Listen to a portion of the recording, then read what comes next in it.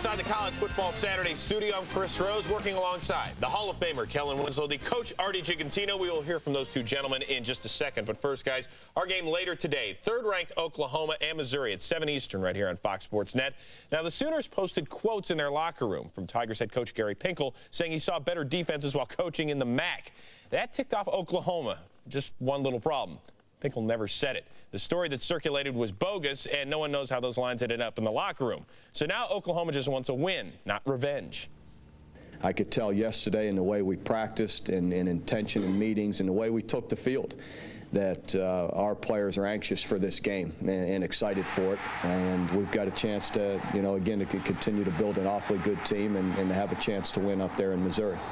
We have to be sharp. I mean, as offense, and it's going to take that every game for 60 minutes to be sharp and to execute, make big plays, and most importantly, have fun and play together. I mean, we're going to go out there and do that and see what happens. Guys, the Sooners once again doing it with D. They've allowed just 41 points all season, pitching a pair of shutouts. Now, this is the look-ahead game, if you will, for Bob Stoops and company. Next week, it's the Red River Shootout against Texas. But, look, if he's going to keep his team focused, all he has to do is say, you're playing a young Seneca Wallace today. Yeah, and that's exactly what Brad Smith is, a quarterback for Missouri. He reminds me so much of another quarterback at Missouri a couple years ago, Corby Jones. Dangerous with the ball in his hand, whether he's running it or throwing it. The ability to pull the ball down and get up the field and make big plays. Take a look at the Jumbotron, his record for the year, 3.1, over 300 yards per game already, but I like that touchdown to interception ratio, 7-to-1. But he is going to see a different defense this Saturday than Troy State or Ball State, some of Missouri's opponents. In fact, when you look at the Oklahoma defense, I think over the last 3 years, this has been the most consistent and the best defensive unit in all of college football. And you know I watch that closely, being an ex-defensive coach. You know, the numbers aren't with your alma mater today, unfortunately. It doesn't matter. Go Tigers. Well, Missouri has lost 16 straight to ranked opponents, and he has no more eligibility left, by the way, just in case you're curious. Now, find out if that streak can come to an end at 7 Eastern. Then it's the only unbeaten team left in the Pac-10. Number 8, Oregon faces Arizona. That's at 10:15 Eastern. We'll be here to cover all the action. It's net. College football Saturdays on Fox Sports Net. It's game time, baby. You ready? Let's go. You know when the action's on. Choose what side you're on. Speed and power build a squad. Let's go. Let's go. One guy. Change the arm. Fans and cheerleaders are getting it on. Just yards to the zone. The game is on. 60 minutes on the clock. Players looking in to steal the rock. Let the defense line them up. QB trying to pass them up. Come on. The fans and mascots are on deck. College football Saturday is on next.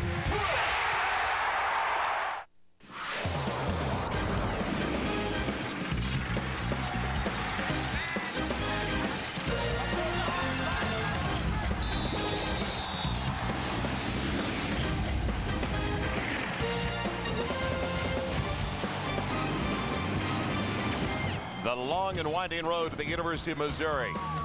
Part of the state, 2 hours from KC, 2 hours from St. Louis. And what a journey it's been for senior wide receiver Justin Gage, a record-setting day potentially for him. Well, the Big 12 was the only conference that could say at the start of play today that they had 3 undefeated teams. Well, Texas can say that at the end of the day, but Kansas State suffering upset at the hands of Colorado in Boulder. College Football Saturday, presented by Kyocera, welcomes you to Columbia, Missouri, as the number 3 team of the nation, the Oklahoma Sooners, matches up with the surprising Missouri Tigers. Hi, everybody. I'm Joel Myers alongside Dave Lapham, and welcome to Mizzou. Well, the Tigers, Dave, for only the 3rd time since 1983 are 3-1 out of the gates. But this is going to be their first severe test. And how do they keep up with the tailback? And a lot of people have asked this question. Keep up with Quentin Griffin of Oklahoma. Well, he is special, Joel. He's the leading rusher on Oklahoma, averaging over 7 yards a carry. They list him at 5'7". Truthfully, he's probably closer to 5'5". He hides behind those big offensive linemen. And then he busts out into the open field, and he's got extreme elusiveness. He He always makes the first guy miss. He's the first running back that's caught the football for 1,000 yards. He blocks well. Totally complete player, totally unselfish. We can't wait to see the redshirt freshman quarterback for the Missouri Tigers, Brad Smith. He comes in third best in the Big 12 in rushing, and they're going to be after him. Now, can he deal with the speed of the Oklahoma defense? Well, that's the $1,000 question tonight, and he is the leading rusher for his football team, averaging over 7.5 yards per carry, and he makes every throw. But the thing that makes him special is his makeup. Totally poised, and that goes to game management. He does not make mistakes with the football. He does not beat his own football team, but he's only played, this will be his 5th NCAA game, and he hasn't seen the speed that Oklahoma will present tonight. Will he upgrade his level of play? I think he can. Well, Mizzou has lost the last 13 out of 14 to the Oklahoma Sooners. We'll see if they can pull off the upset. First, though, let's head to the studio with Chris Rose, Kellen Winslow, and Artie Gigantino. Gentlemen.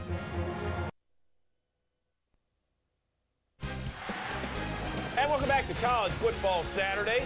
Oklahoma's won its 4 games by an average of 33 points. Can Kellen's alma mater keep it closer? Hey, even pull off the upset? You'll see in just a few minutes. Now, guys, during our kickoff show, we heard Oklahoma head coach Bob Stoops say he wasn't looking ahead to Texas. He was excited to be playing in Columbia today. I guess when you have this defense along for the ride, that's okay to say. You know, you look at the defensive football and college football in the last 3 years, Oklahoma Sooners have been the best defense in college football. The key for Missouri today is to get turnovers, steal some cheap touchdowns, and we have a chance in this ballgame. By the way, no cheering here in the press box. I know it is your school, but let's just keep that contract. I've got hey, guys, we'll see you at halftime with all the top 25 in baseball playoff action. But right now, let's send it out to Joel, Dave, and Eric in Columbia. All right, Chris, and don't worry, Kellen. I'll support you from up here in the press box. Let's head down to the sideline first, though, and join the third member of our team, Eric Clemens. Eric? All right, Joel, thank you very much. You know, both of these ball clubs can hurt you through the air if they so choose, and both of them offer the very best in college football at their respective positions, at least a couple of the very best. Let's start with Missouri. Wide receiver, the senior Justin Gage, number 12. He is 1 catch and 125 yards short of setting all-time career marks in both those categories. He already has 33 receptions this year. He is big, he is athletic, he is their go-to guy. On the other side of the football for Oklahoma, tight end Trent Smith, the senior, easily could have come out and been a high NFL draft choice last year, decided to come back to school and really improve his all-around game at tight end, a game that already features All-America credentials. So both these guys should come up big tonight if their teams are to pass the ball. Hey, we're just about ready for kickoff. The fans are ready here, dressed in their black. The players are ready.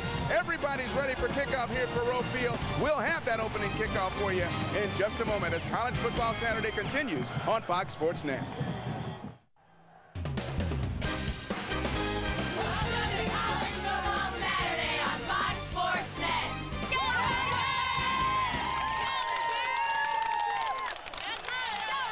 Now, those are the kind of welcomes we can appreciate. What about Bob Stoops, though? How does he feel about that kind of welcome? 4th year at Oklahoma. They have already won a national championship once in his first 3 seasons, came close another time, and this is the man that could turn it around for the Missouri Tigers. His 2nd season as determined as Bob Stoops, as we met with Coach Binkle and his assistants yesterday, as Savage and Perkins are back.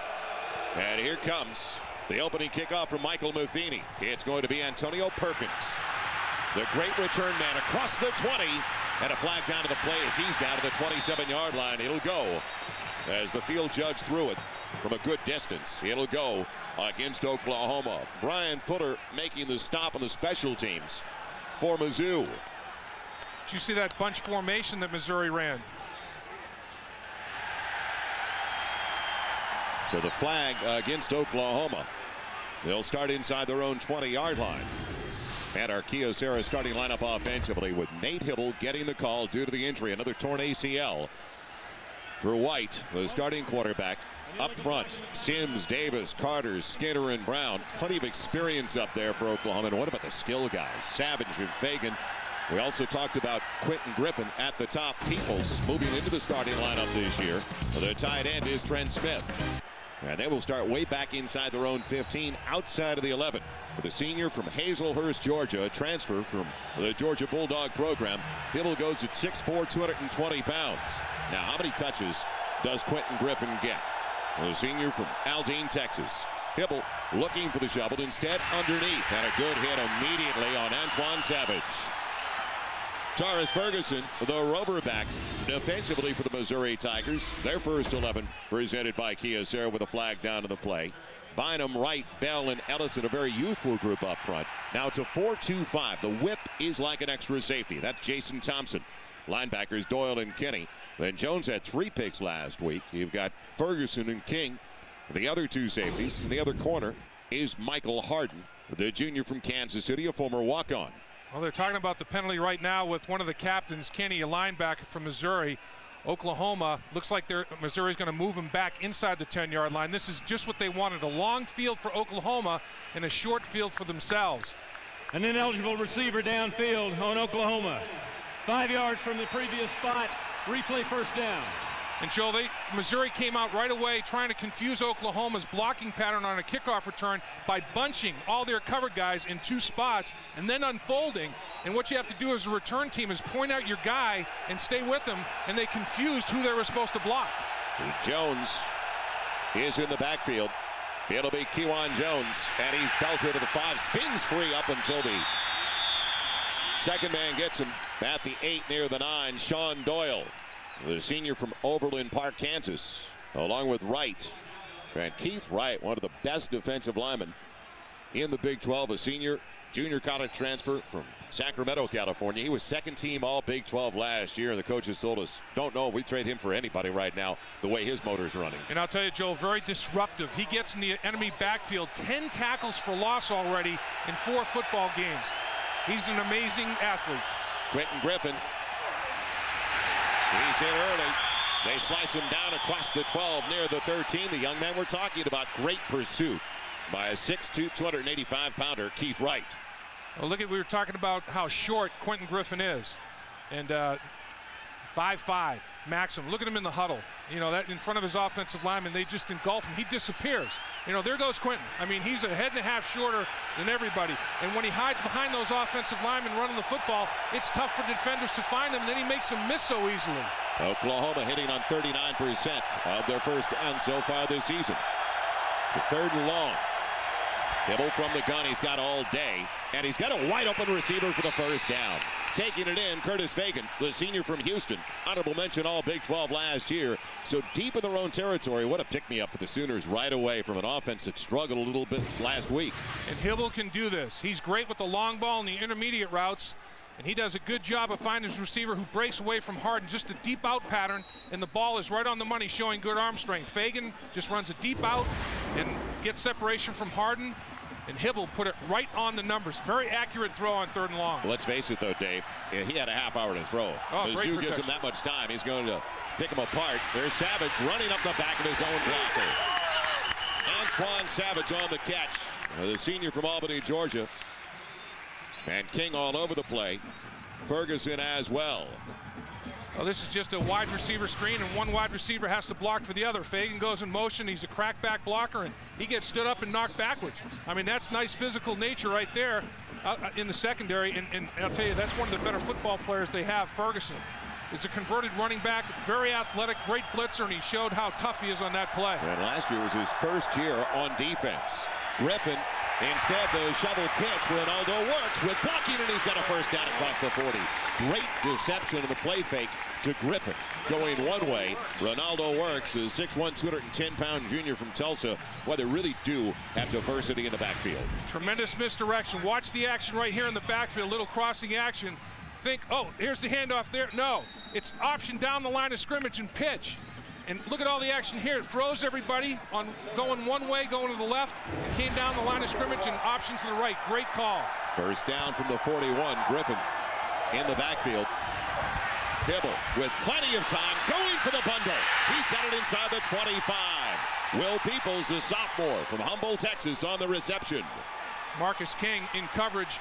And what Hibble gets done is the deep ball. He grew up throwing the deep ball. And it all starts with pass protection to give his quarterback enough time to throw the football. Twisting, stunting inside, and look, everybody for Oklahoma just stones Missouri at the line of scrimmage. Look at the vision that Hibble has, separation. Nobody within 5 yards of him. Easy throw, Peoples makes the adjustment, King can't. Great pass protection, throw, and catch. Hibble audibilizing, checking off at the line with Griffin in the backfield. From the Missouri 21, it's a first down. Griffin scrambling his way inside the 20 to the 17 for a gain of 4. Well, let's face it, this early in the game, Mizzou is going to have to make adjustments, and they've got to get heat on the quarterback Hibble, or they're going to be dead this afternoon. Oh, absolutely, because one of the concerns that Missouri had as a coaching staff was Oklahoma's speed at wide receiver matching up with the secondary members of Missouri. They were afraid of the double moves. Well, there haven't been any double moves. They've just run by people. So that mismatch that was a concern for the Missouri staff has proven true. Works and Griffin flanking Hibble. Hibble in trouble, and he's down behind the 25. Slicing through Torres Ferguson, the young man we were just talking about, who's only in his second season on the defensive side of the line. Well, that had to be a busted play right there. Hibble absolutely isn't the design runner here, and he's looking for somebody to get rid of the football to. Ferguson comes off the edge and just detonates the play. Was it a shovel pitch to Works, maybe? I think Works was supposed to work his way underneath and receive a left-handed shovel pitch from Hibble, and he was nowhere to be found, and Hibble just ate the football. Didn't want to risk an interception. Now, you know, you can throw it at the feet. It's only an incompletion, not a fumble on a shovel pass. 3rd and 15 for the Missouri 27. And another change and a timeout for Oklahoma, their first of the contest. So it started way back at the Sooners 11. They have mixed run and pass, mostly pass, though, with a deep ball from Hibble. We'll find out what they do on 3rd and long when we come back to Columbia. College Football Saturday on Fox Sports Net, brought to you by Kia Sarah. One company, countless solutions. By Prestone, the exclusive Prestone patented dual-action formula protects your engine in Prestone season. By Dr. Pepper. Dr. Pepper makes the world taste better. And by Quiznos. Oven toasted, tastes better. The Columns in front of Jesse Hall, the heart of campus. And welcome back to the University of Missouri. 3rd and 15 for Oklahoma at the 27 of Mizzou. Hibble, will he have enough time again? Now pressured. Will he get to the marker? Doesn't look that way, and he's shut down inside the 20, but sets up. Good field position for the field goal attempt as Kinney caught up with him, the linebacker, near the 16. Well, the aborted shovel pass comes up large, because if Hibble doesn't have to take those yards in loss, they might have a first down. But Missouri ran a nice stunt in the defensive line, and they consumed Ronaldo Works, Hibble's intended target. And instead of throwing the ball at the feet, he took a sack in the red zone. So now Oklahoma has to settle for the field goal attempt. Trey DiCarlo, true freshman from Carrollton, Texas, with a 34-yard drive. The lefty will try to hook it from the far side hash mark. And he pushed it. Yep. Oklahoma comes up empty.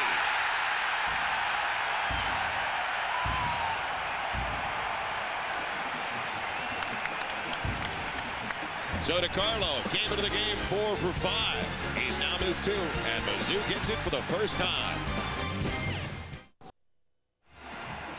We welcome you back to the heart of the Show Me State of Missouri. We are 2 hours from St. Louis, 2 hours from Kansas City, and this may be the prettiest fall football weekend we have had yet. Joel Myers, Dave Lapp, Merrick Clemens in Columbia, 67,000.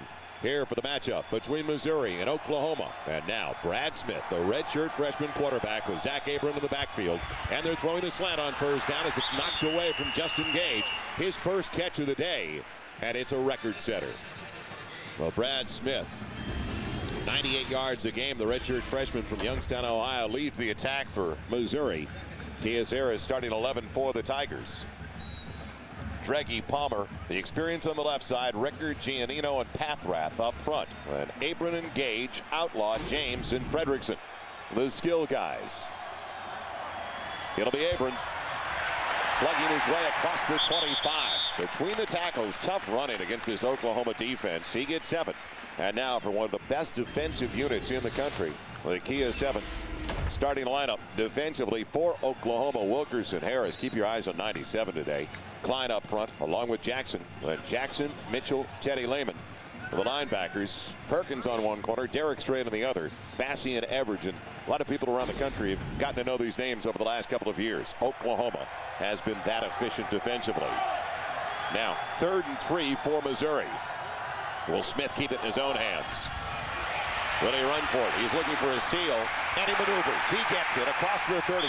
Boy, what patience by a redshirt freshman. Dave, he didn't exactly rush the play, did he? No, he didn't. He showed that poise and patience that we've heard so much about. And when you're an All-American like Tommy Harris, you get double teamed. He's fighting his groin injury right now. He's still not 100%, gets chop blocked right there, and he went down like a big old timber. He's not happy about that, but you get a lot of attention paid to you when you're Tommy Harris. And I'll tell you, the coaches for Oklahoma said, we don't want third and medium because Smith will kill you on third and medium. Too many options. We want third and long. Smith looking at the quick rhythm play. In trouble and gets away from Harris. He had room, but he'll throw instead, and he's close to a first down as the catch is made by Marcus James, the junior from Liberal, Kansas. So he could have run for a few yards, but he saw about 8 or 9 in front of him. Well, that's another creation of a play by a true freshman, a redshirt freshman, 18 years old. Won't be 19 years old until December. And all he did that time was stiff arm the All-American Tommy Harris to the ground and get out of pocket and throw the ball for positive yards. 1 yard short of a first down. This kid is special. Well, Gary Finkel told us yesterday, he said, you got to remember when he made his official visit, he was a senior in high school, he was still only 16. Right. First down, make it 2nd and a yard for Mizzou. Abram maneuvering and angling. He's got a first down to the 44. Shut down out of the secondary by the linebacker, Lance Mitchell. And a good job, because after reversing his field, if Mitchell doesn't get him, it could have been a big gainer for Missouri, working against an Oklahoma defensive unit that comes in today 10th best in the nation, giving up only 262 yards a game. They're 9th against the run. That is 88 a contest they hold their opponents to. And 5th best in scoring defense. So that's what Missouri's got to deal with today. And all that team speed, they're fast everywhere. Out of the gun, it's a draw. Smith breaking tackles and barely tripped up after a gain of 4. Everidge got him the free safety. He is elusive. He got away from Tommy Harris in the backfield. Well, this fall, get your NFL fix a day early. You can get it tonight, in fact, late tonight. The NFL show on Fox Sports Net. Michael Irvin, Tony Saragusa, Tommy Davidson also in there, Chris Myers. Get ready. It's all brought to you. The NFL show by the U.S. Postal Service. That's tonight after college football only on Fox Sports Net. 2nd and long for Missouri at the 48 of the Tigers. Abram again, making a miss. He's got a first down. And this young man as well is off to a sensational start for the Missouri Tigers. He comes in 6th best in the Big 8, or Big 12, I should say, in rushing, Dave. 82 yards a game. Well, I'll tell you what was done on the back side of the offensive line. On the top of the screen, watch the cutoff block. Lead block by the fullback. Tremendous effort. Pancake here on the front side. But look at this seam. Look at the back side right here. Just blow it up. Now it's one-on-one. He makes the unblocked guy miss. Zach Abram does. Nice play. Nice blocking up front. A huge, huge cavity. The Red Sea party. First down, Missouri in Oklahoma territory at the 43. Smith in trouble. Overshooting his man, and he's lucky it wasn't picked off as he wanted to go to the tie at end, Ben Fredrickson. So that was the first poor pass or decision we've seen from Brad Smith. Well, Brad Smith, you talked about when he was a senior in high school, Joel, 16 years old. When he came to Missouri, 6 feet, 178 pounds, only 17 years old. Now, 6'3", 200 pounds, a late bloomer. They've got themselves a diamond in the rough. His upside potential is enormous, and his learning curve is going straight vertical on a daily basis. Now on 2nd and 10, quick one underneath. Gage has the record. He is now Missouri's all-time reception leader as he's brought down by Teddy Lehman. So congratulations to a guy that has persevered. Played basketball early in his career. Came in with 151 career catches. And that tied him with Kenny Holly, has surpassed the totals of Holly, who was set between 90 and 93. I'm sure he wishes it was more than a 1-yard reception, but it is a record. And I'll tell you, this guy is, now that he's concentrating solely on playing the wide receiver position, he's really polishing his route running abilities, running more precise routes, getting in and out of cuts. Got great hands and great size, obviously, because of that basketball. Now 3rd and 9, press coverage on the outside. Smith looking for Gage on the slant, and it's deflected at the line. It was deflected before it ever got close to Gage, so a punting situation coming up for Missouri. Missouri will once again play field position, try to pin Oklahoma back inside their own 10-yard line and make them go long field. Because of that poor field position on the first drive, even though Oklahoma moved the football, they couldn't score. The field goal was missed. This young man may be the key to the attack for Missouri today because he's got to keep it away from Antonio Perkins, and who's had 2 punt returns for touchdowns already this year. He'll directional kick it to his left on this time. Kick it away from Perkins to his left. The punter's left. Brock Harvey, as you said, angling it over to the near side, over the head of Perkins, and it takes a Missouri roll, but it doesn't die. It hits softly inside the 10, finds the end zone. So a short one net-wise for Brock Harvey, as it was only a net of 22 yards on the punt, and now Oklahoma has it for the second time at their own 20-yard line. Well, Perkins not only 2 punt returns for touchdowns, Joel, 91 and 82 yards, long returns for touchdown. Well, Quentin Griffin, the one who always gets so many touches on our healthy choice leaderboard among Division 1A running backs. He's got 32 consecutive with at least 1 catch. He's got over 1,000 yards in that department. The only running back ever in Oklahoma history to do that. This time it's Kewan Jones. And he's dropped trying to turn the corner by James Kinney. Good speed by the sophomore from Kankakee, Illinois. Kewan Jones is their short yardage specialist. Normally, he's got 6 rushing touchdowns. He's been the goal line short yardage guy, giving Mr. Griffin a little bit of a break on that play. Griffin checks back into the football game, and Jones checks out.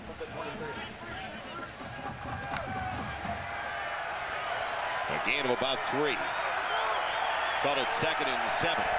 10 minutes gone in the opening 15 minutes of play. Hibble looking underneath, close to the first down, and struggling trying to get it as Will Peoples.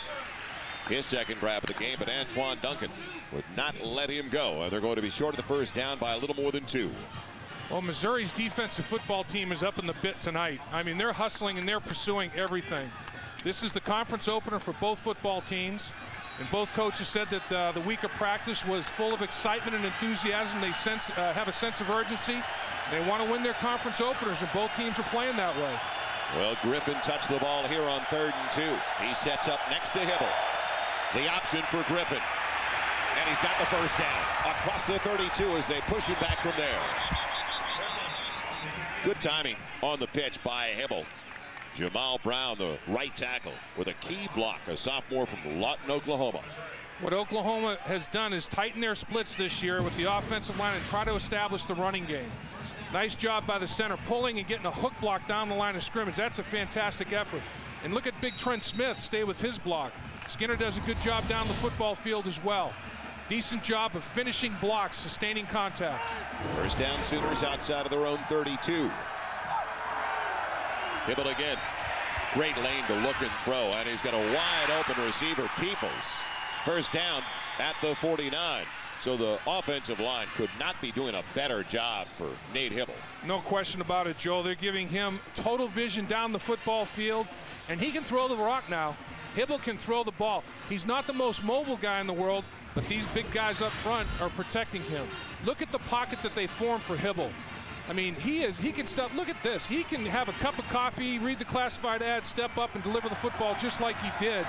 Going to have to get some kind of pressure in his face to at least hasten his decision making.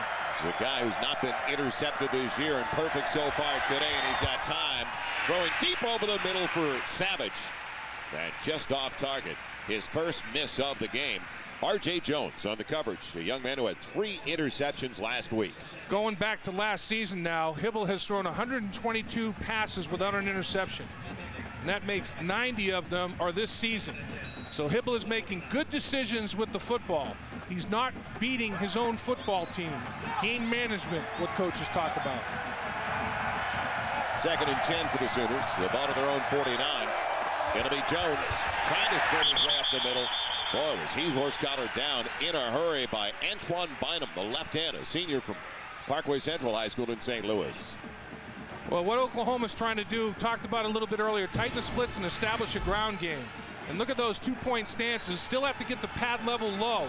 And the pad level not quite low enough. And Bynum with a great disruption right there. Took on 2, didn't he? Took on the double team.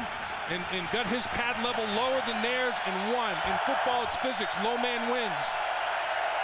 Now can Hibble negotiate 9 yards. Trouble from behind, going deep, and he's got a man over the middle and overthrows Curtis Bacon. He was working against Michael Harden, who had pretty decent coverage anyway. But Missouri's coaching staff encouraged because Hibble hit the deck. For the first time all night long, Hibble got hit and knocked to the turf. The protection's been outstanding. And Hibble tries to step up in the pocket here and still gets hit. And after he releases the football, he gets kind of taken in half, cut in half a little bit, and jackknifes backwards. That's a dangerous hit when a quarterback gets hit in the knees and the thigh area like that. Marcus James waits for the punt from Blake Ferguson. Special teams so important today. We talk about it, but especially with the return kind of game that Oklahoma has. James calling for the fair catch. Takes it in cleanly outside of his own 10-yard line. So Missouri in dangerous field position against a defense like Oklahoma. We'll see how the redshirt freshman quarterback handles it when we return.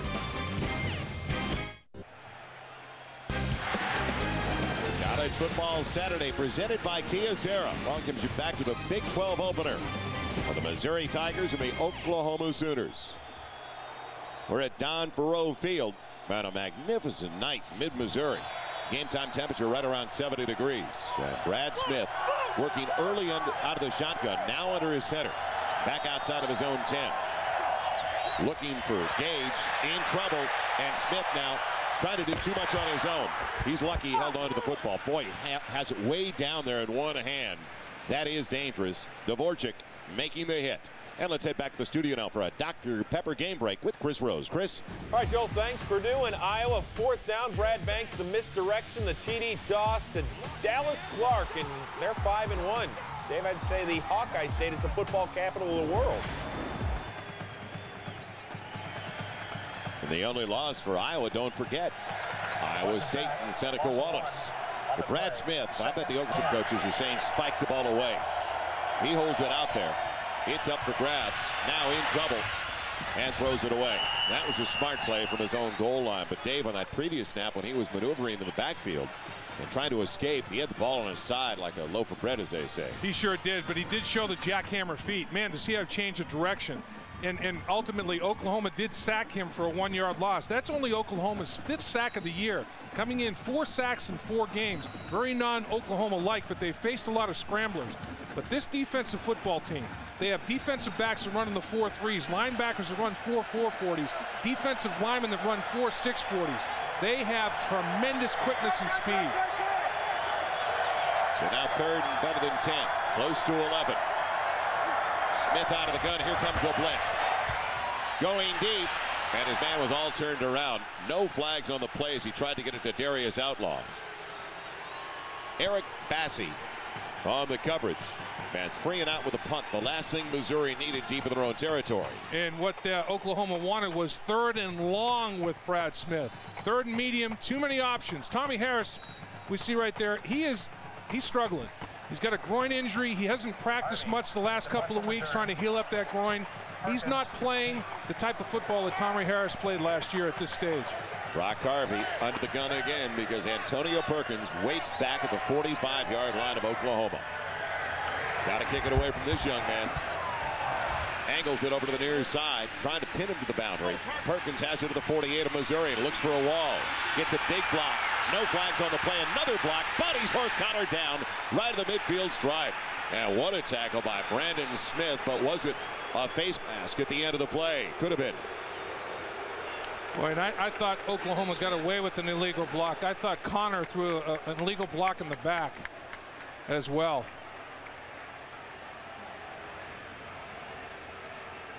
Will it be 5 or 15? When you bring your hands up around the headgear, that's what you're in danger of. You get up around the shoulder pads and the headgear, you're in danger of exactly this, just grabbing and ripping. On Missouri, 5 yards from the foul.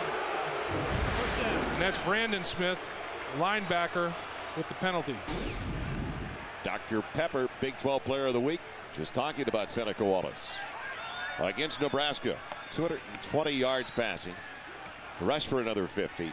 He does everything for that team, but what a tough schedule Iowa State has coming up. I mean, they hit the road for some of the most difficult contests that any team in the Big 12 will see in the second half of the season. Not only the yards, but Seneca Wallace threw for 1 and rushed for 2, a touchdown maker against the Cornhuskers. Quentin Griffin, short side of the field, and decent yardage for 5. Down to the Mizzou 40-yard line. They'll give him the 39, in fact. So call it 6 for Quentin Griffin. On a tight side, R.C. Jones bringing him down, the cornerback. Well, you know, talk about his height. I'm saying 5'5", but he's 190 pounds. He's stacked. I mean, if this guy were 6 feet tall, he'd be about 230. So he's got deceptive strength. I mean, he squats 635 pounds. He runs a 4.35 40. He's a player. Well, what's so great about him, the 55 catches last year, that he can get touches in so many different positions. The shovel pitch, the handoff, downfield he goes, and now Hibble running the option. He'll keep it himself, and he'll get a first down. The Missouri 35. They may need a measurement, but he's close. He's put down with a whip. Jason Simpson. Well, that caught Missouri by surprise to have the not very fleet-footed or quick-footed Hibble running the option into the boundary. And especially when you've got a true freshman with no experience, really hardly any repetitions, even in practice, Paul Thompson as his backup. They're high on him. You know, they're not sure they have a Smith on their hands like Missouri does at this stage, but they are high on him. But as you say, Joel, he hasn't shown his ability to play yet, and they're about a credit card short. You slide a credit card in there, Kane. Well, let's face it, Hibble is taking maybe a third of the reps. White starts the season, so he's taking 2/3. Right. So what's left over, if anything, was Paul Thompson through the first few weeks of the season. Running the other team's plays. Without a doubt. I mean, that's all he did was get his defense ready by running the other team's snaps. So, and there's Thompson. Very, very athletic quarterback. You know, he's one of the new breed, can create plays with his feet as well as a very, very strong throwing arm. But there's nothing like game reps. I mean, you can practice all you want all day long until you get out there and have to make decisions at game speed. It's a different animal.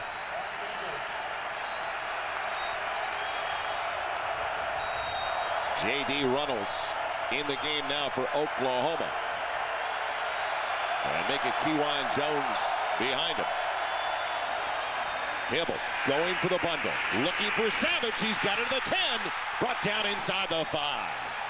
Well, what Bob Stoops did on that play, Joel, by going over the top, he had decided if it was incomplete, I was going for it on 4th and inches.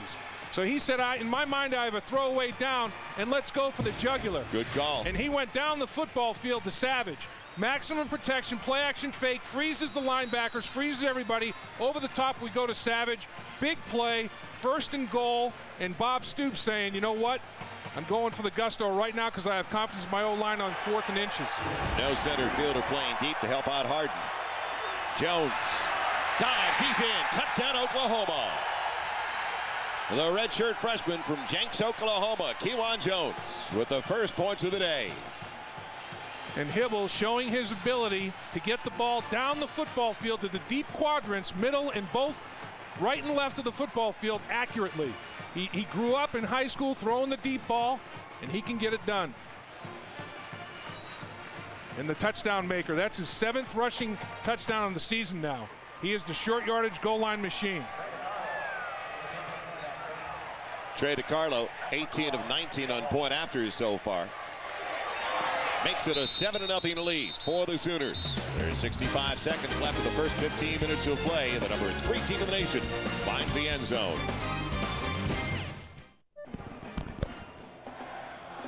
$7-0 lead for Oklahoma over Missouri. The Oklahoma Sooners, one of the 3 undefeated ones. The only conference of Big 12 with 3 undefeated teams to start play today. Texas already won, barely got by Oklahoma State at home 17-15. Colorado upset Kansas State, so Kansas State suffering their first loss, and now Oklahoma with the lead. James and Ferguson back deep. It'll be Marcus James on the short one to the 9-yard line. Looking for a wall and make it Ferguson instead as he's crossing the 25 and put down at the 28-yard line. There's a former running back before he converted to defense, and he showed a little bit of running back ability there.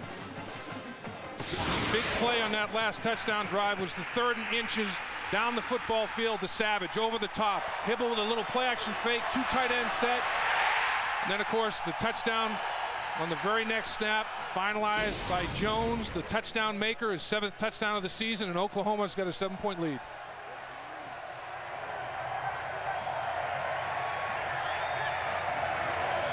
Great field position for Missouri as they start their 3rd drive of the day, and Zach Abram, the junior from Francis Howell High School in St. Louis, pulled down by Lance Mitchell. No gain. In fact, he lost a yard. So we talked about this defense and the way they can wear you down, and we're seeing it early in the first quarter.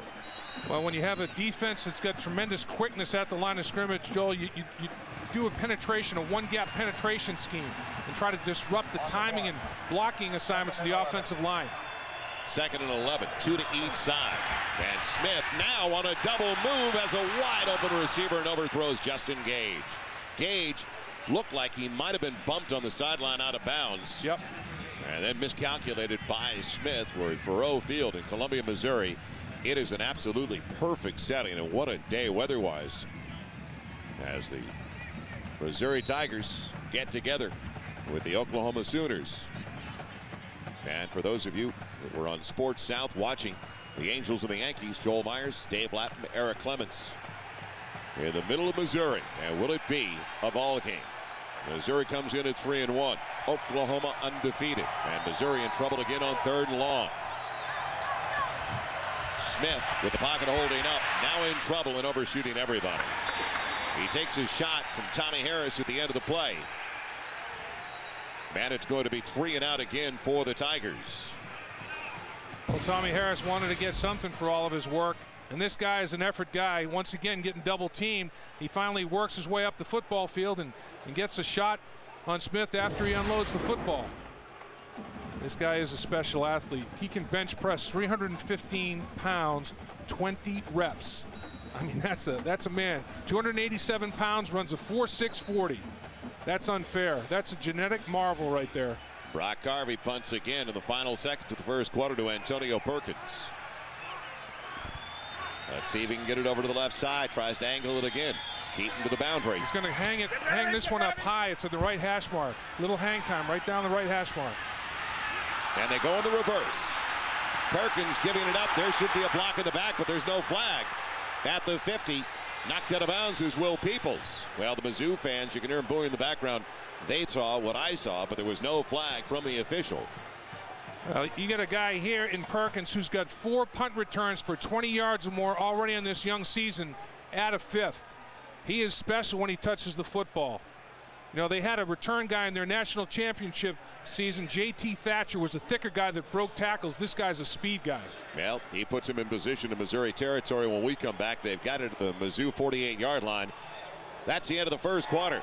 It is Oklahoma 7, Missouri nothing. You're watching College Football Saturday, presented by Kia Sarah on Fox Sports Net.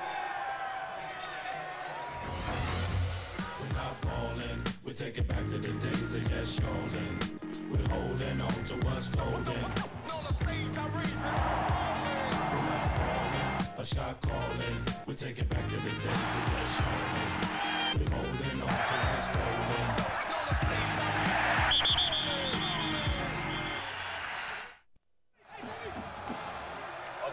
Subway game summary at the end of the first 15 minutes of play. Real strong start for Nate Hibble, throwing the long ball regularly and opening things up as Oklahoma dominated Missouri with better than 150 yards of total offense. And now to start the second quarter, great field position. Griffin can't weave his way out of trouble to get a yard. Well, Eric Clements downstairs right now with a guy who had his team a win away from going to the Final Four last year. Eric. Absolutely, Joel. Quinn Snyder, 3 years, 3 NCAA tournament berths. You have a little connection here, Justin Gage, but I guess he's given up basketball now. Do you have any last-second pleas for him to join your team again as a backup swing man? You always love to have guys like Justin around, but he's got a great future in football, and it's I'm having fun being down here on the field watching him play. Yeah, a little bit different atmosphere, isn't it? Talk about your team a little bit, and Elite Eight as we watch some of the action from the game. Elite Eight team last year, but you got some changes. Lost 2 of your leading scorers, Kareem Rush and Gilbert, but you got to replace them. What are you looking for? Well, I think we do lose a lot of scoring. Anytime you lose a player of Kareem's caliber, they're tough to replace. But we have some young guys coming in the backcourt, Ricky Clemens and Jimmy McKinney.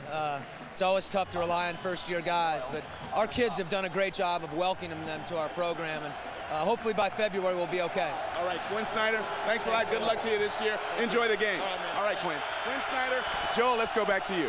Big 3rd and 4 for the Mizzou defense. Can they stop Oklahoma? It's in and out of the hands of the wide receiver, Mark Clayton.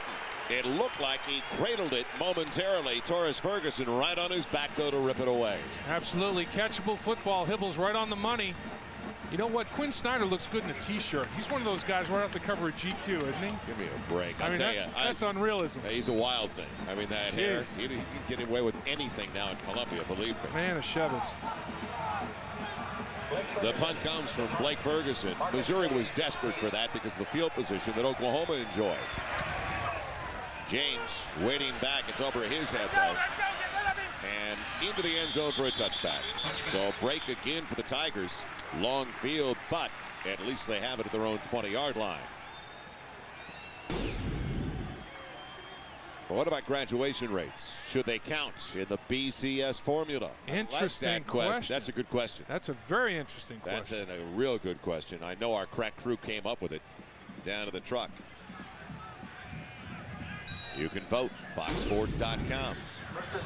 From their 20. Now we'll go back and look at that in a little bit, find out how you feel about it. Brad Smith, has missed his last 6 tries. This time, though, the handoff to Abram for only a yard at the most. But 6 straight incompletions for Brad Smith. They've got to get the quarterback going. Dan Cody in on that hit. Zach Abram, 5'10", 225 pounds. He's one of those backs that's built low to the ground. You know, you have so many guys now that they don't give you much hitting surface. It's like trying to tackle a pectoral and a quadricep, you know, that can really run and has strength. 2nd and 9 for the Tigers. Quick rhythm offense as they're throwing over to the near side. It's complete, short gain. Going to the wide receiver, Darius Outlaw. He's got it short of the first down by 5.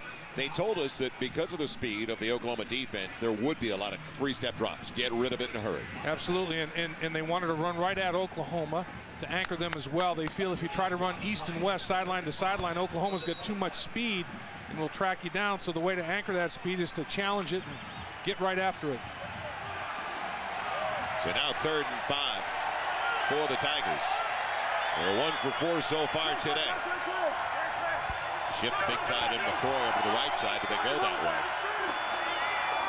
Smith calling his own number, and he gets a block into the secondary. There goes Smith on the quarterback keeper. He's got a first down inside the 45 to the 44. Oh, great blocking on the right side of the offensive line, right guard, right tackle. And whenever you have Smith in the look at the down blocks and look at it knocking them down to the ground, pancake blocks. Oh my goodness, that is huge right there.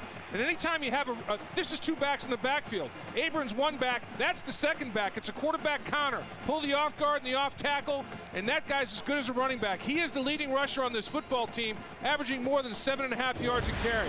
Whenever there's 1 back on his hip, that's a 2-back set. That's not a 1-back set. They brought over Palmer and Dregge, the 2 from the left side. They pulled, and Palmer's in only his 2nd career start. They say brings a different mentality to the offensive line, a tough kid. So Missouri in Oklahoma territory at the 44. Abram, almost as soon as he got the football, he was brought down.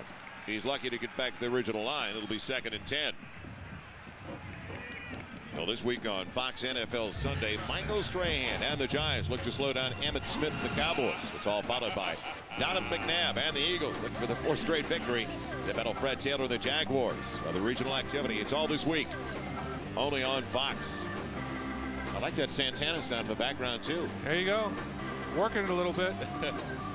2nd and 10 for Missouri, down by 7. You got to change your evil ways, Joel. Now the quickie over the middle. Oh! Intercepted. And an opportunity to bring it back. Knocked out of bounds inside the 35. Brandon Shelby. The big play. He read the quarterback's eyes all the way, didn't he, Dave? He certainly did, and that's uncharacteristic of the young redshirt freshman making a play that hurts his football team, and Shelby just jumped it. I mean, great route recognition, and he's just quicker to the football. He was trying to get to his big tight end, Fredrickson, and Shelby's the dime player in their extra defensive back package, and he just reacted to the football quicker than Fredrickson did. Fredrickson slowed down to catch it. Could have let him a little bit more. Threw it right at Fredrickson instead of leading him to the sideline a little bit. And Shelby, much quicker player, makes the play. Well, it's Missouri that comes into the game after the first 4. One of the best in the nation in turnover margin. In fact, best in the Big 12 and 3rd in the nation. Did you see that recoverability speed and closing speed right there? Brad Smith made the stop. Now him in trouble. Has a man on the sideline. Quentin Griffin out of the backfield. And he's down to the 5-yard line, 1st and goal. How can you not account for number 22? Well, yeah, he is a tremendous receiver out of the backfield, runs great routes, and he catches the football so well. The first running back in Oklahoma history to catch 1,000 yards in reception. And Hibble buys time, steps up in the pocket, good protection, allowing him to step up. He pays the price at the end as he just collapses under the heat provided by Mills, but delivered the ball accurately to Griffin. 4 minutes into the second quarter. Sooners to go up by 14 and a dead ball foul coming up against the offense. Little so instead of 1st and goal to the 5, it'll be 1st and goal right at the 10. That's where you don't want to have penalties, Joel, is inside the 10-yard line. Anytime you're in the red zone, you don't want to go backwards and false start up front.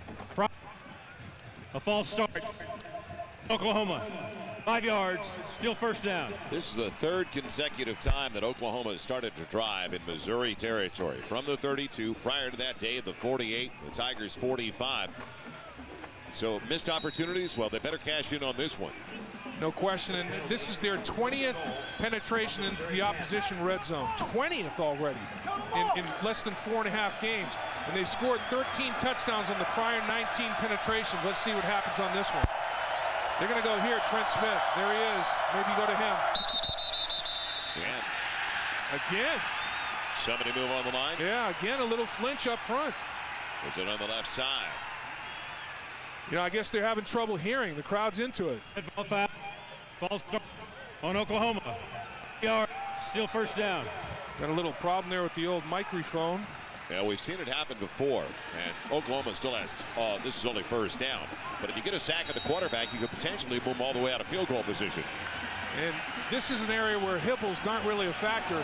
If you have a mobile quarterback like Smith, you can still run quarterback draws and things of that nature, but you don't have to worry about Hibble in that regard.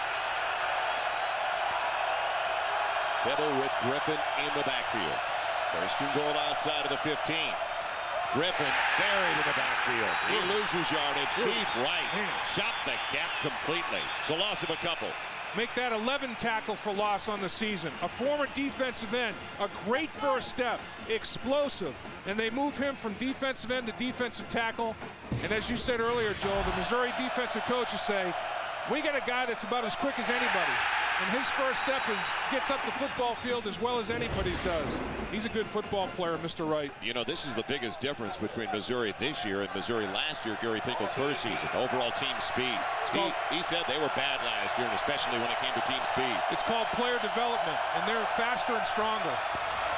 Hibble in trouble, almost intercepted. Put it up for grabs.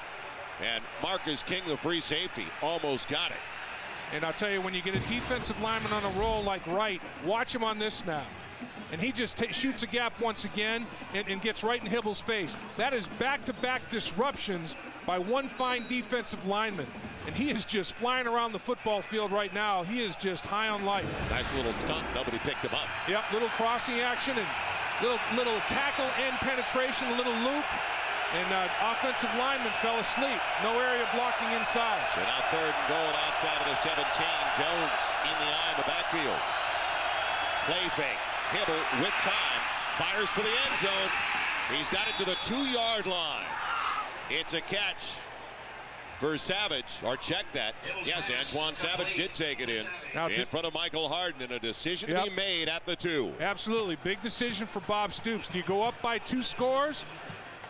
In the nature of a field goal, or do you try to punch it in for a touchdown? Now, he's obviously got confidence in his defense that his defense can stop Missouri backed up like this. Looks like he's going for the jugular. He's going for 6 points, not 3. Well, he gets the personnel on in plenty of time. There's still 17 left of the play clock, so pretty decisive about the decision. Now you got one running in late, calling timeout. And Runnels. Calling timeout, ran in late. You had Clayton running in there late to the official, and he signaled timeout. So Oklahoma will have a couple of minutes to talk it over.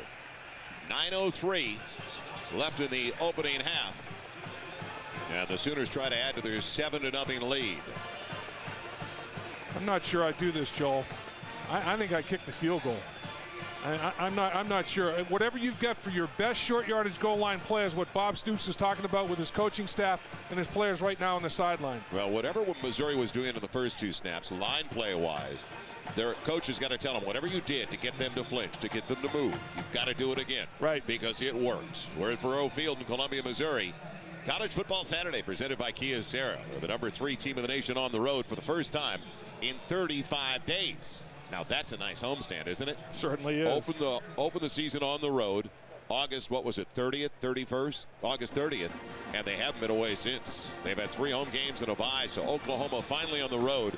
That is the Big 12 opener for both Mizzou and the Sooners. Now what Missouri is hopeful of their fans doing is getting very loud, you know, and saying we're not. That's the reason, one of the reasons that Oklahoma was flinching up front. They could not hear Hibble in the shotgun. I think if I'm Oklahoma, I'd put Hibble under center so his linemen can hear him. Now this is Blackout Saturday, so everybody here is wearing black tonight. There you go. Here we go. And look at Wright. Wright's ready. Mr. Wright. And they are going to go for the field goal instead. DiCarlo comes on the field. I like the decision. It'll be an extra point. That's the distance. 4-3. And he's got it. Now, part of the reason he was hesitant is DiCarlo missed that first field goal, but this was a definite chip shot. 20-yarder, 10-0 Oklahoma.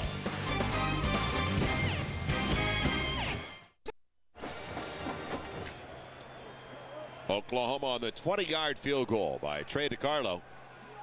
Now owns a 10-0 lead. The other score, a 2-yard touchdown run by Kewan Jones. And the Sooners have completely dominated the game for the most part, except for that first drive by Missouri when they stalled inside Oklahoma's territory. Enterprise scoring drive. Sooners 5 plays, 29 yards. It came after the pick, so points off a turnover. And it's going to be Torres Ferguson bringing it back from his own 6. Good blocking up front, but it collapsed in a hurry across the 20 to the 22, or Mizzou will have it to start their 5th possession of the game. But first, a Dr. Pepper game break. Let's head back to our College Football Saturday studio and Chris Rose. Chris. All right, guys, in College Station, A&M scored first in overtime. This is the PAT, but Cliff Kingsbury's 5th TD toss of the day. They would get the point after for the upset win. And speaking of upsets, the New York Yankees are going home. They will not be World Series bound for the first time since '97.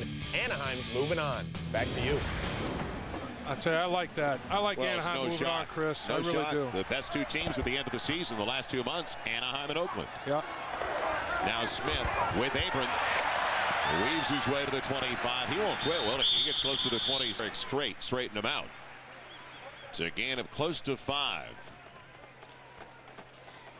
Well, this week on Fox NFL Sunday, Michael Strahan leading the New York Giants up against Emmitt Smith and the Cowboys. How about Donovan McNabb right after that game with the Philadelphia Eagles, trying to make it 4 consecutive victories as they take on Fred Taylor and the Jaguars down in Jacksonville.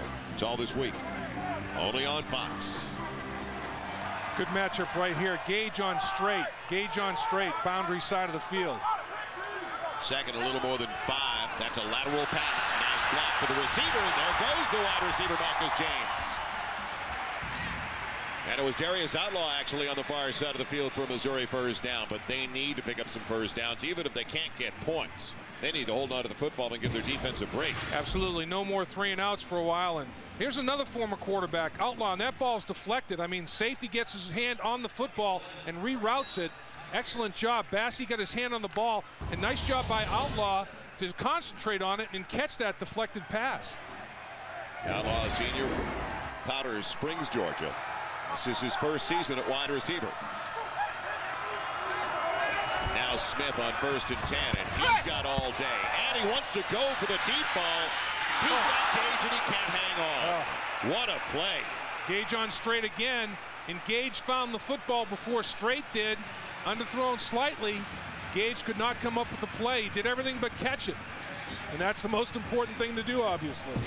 It would have been a first down inside the Oklahoma 20-yard line. Straight right through his hands. Yeah, Straight is late turning and finding the football. Gage makes the adjustment, comes back, gets 2 hands on it. And boy, 99 times out of 100, Gage is going to catch that pig right there, but he didn't that time. We wondered about the arm strength. Where's the deep ball? Yep. From redshirt freshman Brad Smith. Slow beginning for him, though. Once again calling his own number. He comes in 3rd in the Big 12 in rushing at 98 a game. Jimmy Wilkerson quick to the corner, though, along with Derek Strait.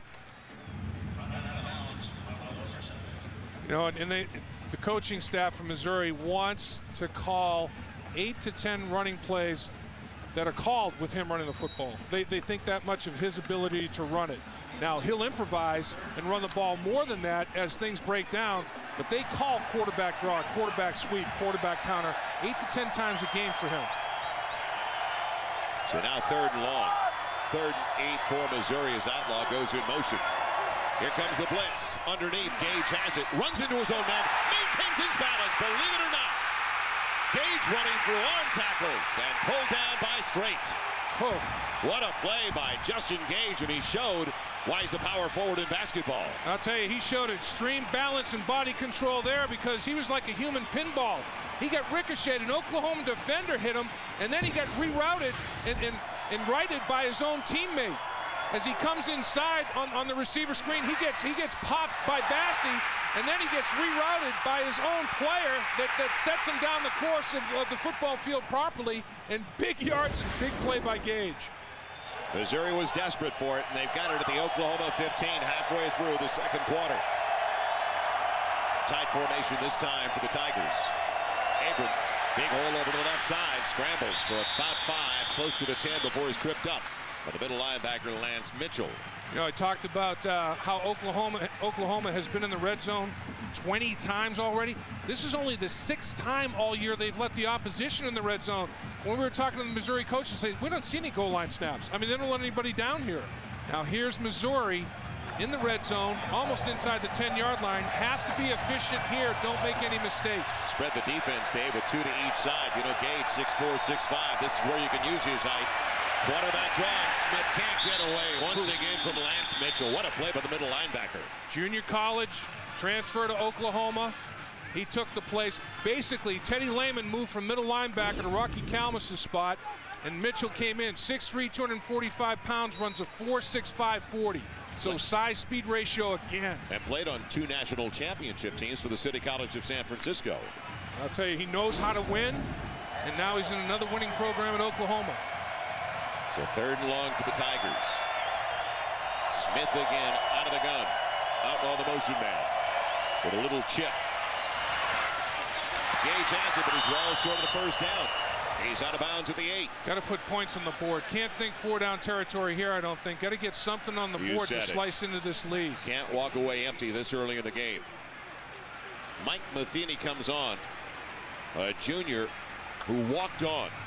And he's been a pleasant surprise so far for the Missouri Tigers. I think if it's 4th and inches, you think about it, but not 4th and 3 against this Oklahoma defense. You gotta take this field goal and cut it to a 1-score game. A 26-yard field goal. Farmer to hold. So Matheny trying to put the Tigers on the board. 26-yard attempt off the upright. I'll tell you, a bad snap, Joel. You said it. You could see the knuckleball off it. Inside snap. The holder struggled to get it down in a timely fashion, and Matheny hooked it. The operation wasn't clean. So a poor exchange all the way around. Bad break for the Tigers. Still a shutout for the Sooners. College Football Saturday on Fox Sports Net, brought to you by Kia Sero, one company, countless solutions. By new mixed grills from Healthy Choice, good grilled taste without the grill. And by Dr. Pepper. Dr. Pepper makes the world taste better. Welcome back once again to Columbia, Missouri. Tigers down by 10, the number 3 team in the nation. Oklahoma looking efficient, just like that pass play to Curtis Fagan for a quick 5, but back to the poor exchange on the snap. Yeah, it have to have a clean operation. Good snap, good hold, good kick. Snap. Farmer does a good job of even catching it. It's high and inside, and he gets it down. You know, I say that's good enough to put it through the uprights, but Matheny, he didn't see the ball quickly enough as he was approaching Farmer, and he swung through it. And he rotated his hips too much and pulled it to the left and hit the upright. Griffin and works around Nate Hibble on 2nd and 5 as he checks off at the line. It'll be Griffin. Can he get away? No, he can't. What a play again defensively by, that time, Terrell Mills, the sophomore from Raytown, Missouri. Eric, what's the latest? Well, the latest is what an atmosphere we have out here. Perfect night for football. And if you folks at home notice on TV a sea of black, do not adjust your sets. It's Blackout Saturday. All the Mizzou fans encouraged to wear black T-shirts or something black. and most of them complied, let me tell you, because you can get lost in a sea of black down here, and it is quite noisy as well as they try to bring their Tigers back into the ball game, guys. That's a big setback for Oklahoma on 2nd and 5, loss of 7. Now can they get to the quarterback? Kibble wide open, overshoots. Will Peoples, his wide receiver. He threw it just a little bit sooner than he wanted to because Hibble got hit as he released the football. He stood tall in the pocket. Boy, if the protection could have held up just a little bit longer, he may have a touchdown here. Tell you something, Dave. Missouri's got to be worried about the breakdown in the secondary. Absolutely. You know, they're going to have to. Kinney was the guy that put the rush on, linebacker blitz. They're going to have to start doing that, pressuring Hibble more, because the defensive backs are going to have a hard time staying with him. Missouri, Marcus James waiting for the punt from Blake Ferguson. Watch Gage. Here he comes. They're after it. Good protection. But a low wobbler. James will take it to the 45, making a miss. And that's all he'll do is get to the 45-yard line. Great coverage downfield with flags down to the play. Will it be a celebration penalty coming up? And that's Trent Smith. Oklahoma's tight end, Trent Smith. And Bobby Stoops uses starters. Bobby Stoops uses 8 or 9 starters on his special teams. He wants his best athletes out there. Last year he had Rocky Kalmus and Roy Williams covering kicks and returning kicks. They call a face mask on Oklahoma. 5 or 15. So they'll mark it off, and we'll come right back. When we return, we'll send you back to Chris Rose in our College Football Saturday studio with a preview of our Nissan halftime report. Coming up on the Nissan halftime report, I'll be joined by Kellen and Artie with all the scores and highlights. We've got several upsets brewing in top 25 action, plus a shocker in the baseball playoffs that Artie's not very happy about. That's all later, but right now back to Joel and Dave in Columbia. All right, thank you, Chris. We've got 4:35 left in the first half. Missouri with their best field position to start a drive so far at the midfield stripe. Now can they capitalize? Abram, the quick hitter. And the gang tap. He was slowed down. Lance Mitchell again knifing through. And also into the play, Tommy Harris busting things up. Absolutely. I mean, it starts up front. And this is like an arrow coming out of the bow. Woof! And he's in the backfield, and he's at the quarterback's legs. I mean, that's disruption at its best right there. Tommy Harris says, enough of this. I'm getting up the football field. Man, what a get-off. Defensive player of the year, as among freshmen last season. They shift Gage to the short side, matching up with straight once again. 2nd and long, 2nd and about 13. Gage on a little screen underneath. Justin Gage pulled down by the ankles, short of the first down by 3. Derek Strait saved that one. Joel, you know, the Missouri coaches had a game plan, a formula, how to handle the speed of Oklahoma. 3-step drop to get the ball out of there. Run screen passes to slow down the rush. Brad Smith, kind of make him be respected in the ground game. And when they do run the football with the running backs, hit quickly, north and south, no sideline to sideline, and sprint out passes. Get Brad Smith out of pocket, change the launch point. Don't make him a sitting duck. Smith looks at a 3rd and 3. Will he keep it himself? The play fake, and Smith follows his blocking perfectly. He's got the first down inside the 30. Boy. 28-yard line of Oklahoma. He's forced out. Palmer on that side, along with Rob Draghi, a junior from St. Louis's Lindbergh High School. Good seal. 6'3", 200 pounds with 4.5 speed, and he's 18 years old. I'd say this man has an upside potential that's phenomenal. What about a cool customer as an 18-year-old? Really, I mean, poised beyond his years. The coaches say he's 18 going on 38. I mean, just an unbelievable person. Great leader for this football team, natural-born leader. 1st and 10 Tigers at the Sooners 28.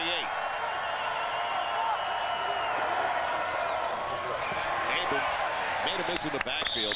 Only gets a couple after all is said and done, though. Down to the 26, tripped up by the end Jonathan Jackson and Eric Bassey, the strong safety. So Missouri's got to have a running game. They can't put too much pressure. And they had some success early on the ground, but it's been shut down recently by Oklahoma. And Smith with 7 lugs for 55 yards, the leading ground gainer once again, averaging almost 8 a pop. Just like he has all season long. He's averaging over 7 yards per carry coming in. He's doing nothing to hurt his average tonight. But for Abram, it's 10 for only 26. Somebody else has got to get it going out of the backfield.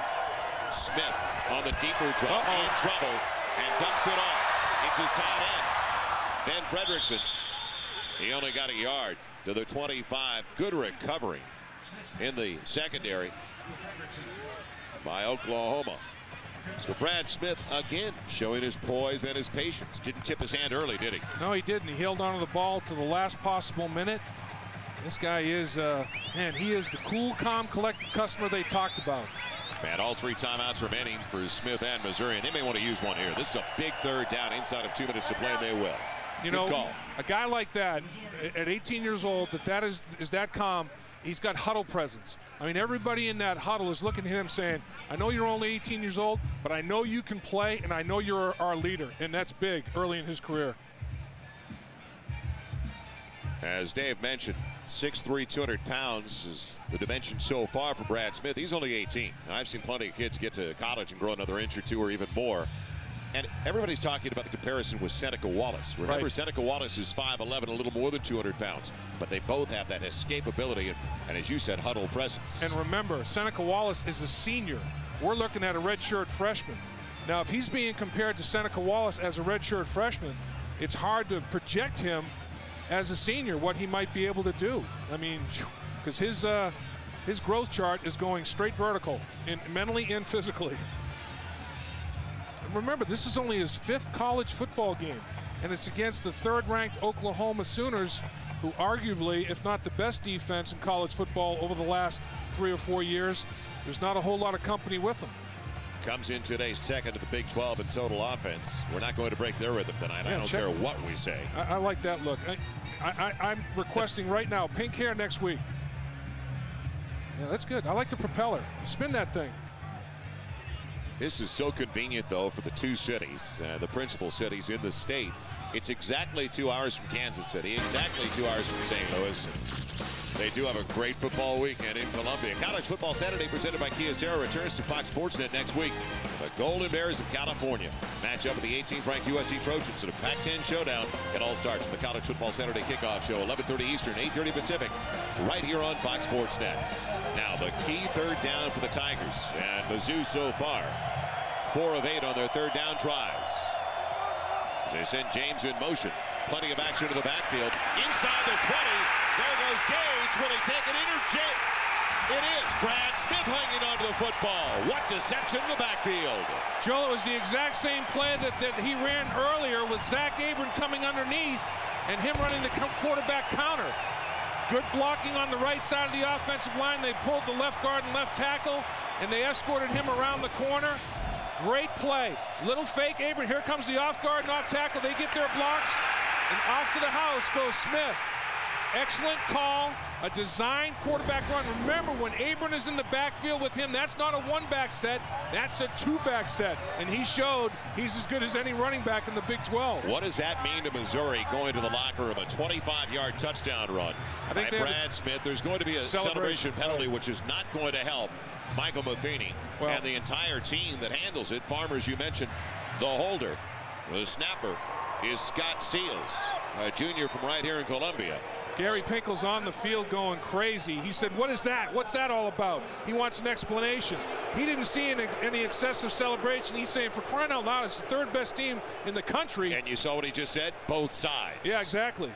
And Gary's not happy at all. And that's a disciplinarian, and Gary will talk to his team. But I didn't see anything excessive, Joel, unless somebody said something. And you can't see that, obviously. You can't hear it from way up here, but this is a little bit of a challenge for PAT now. It's just a little outside the 25, so a 35-yard extra point try. Another bad snap, but Matheny right on target. Yep. I'll tell you, Kirk Farmer has got good hands. Kirk Farmer's making bad snaps makeable.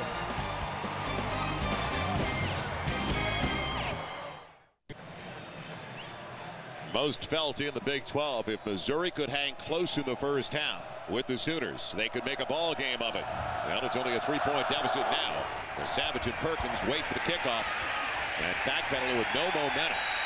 Savage will keep it right in the end zone. Another look at the great deception of Brad Smith. Watch Abram take the defense this way. Backside guard and tackle both pull, the old counter. Watch Tony Palmer cover up on his block. Great block right there. Boom. That's a tough guy. Oklahoma offered him. He came to Missouri. Downfield block by the wide receiver. Tremendous effort right there by James.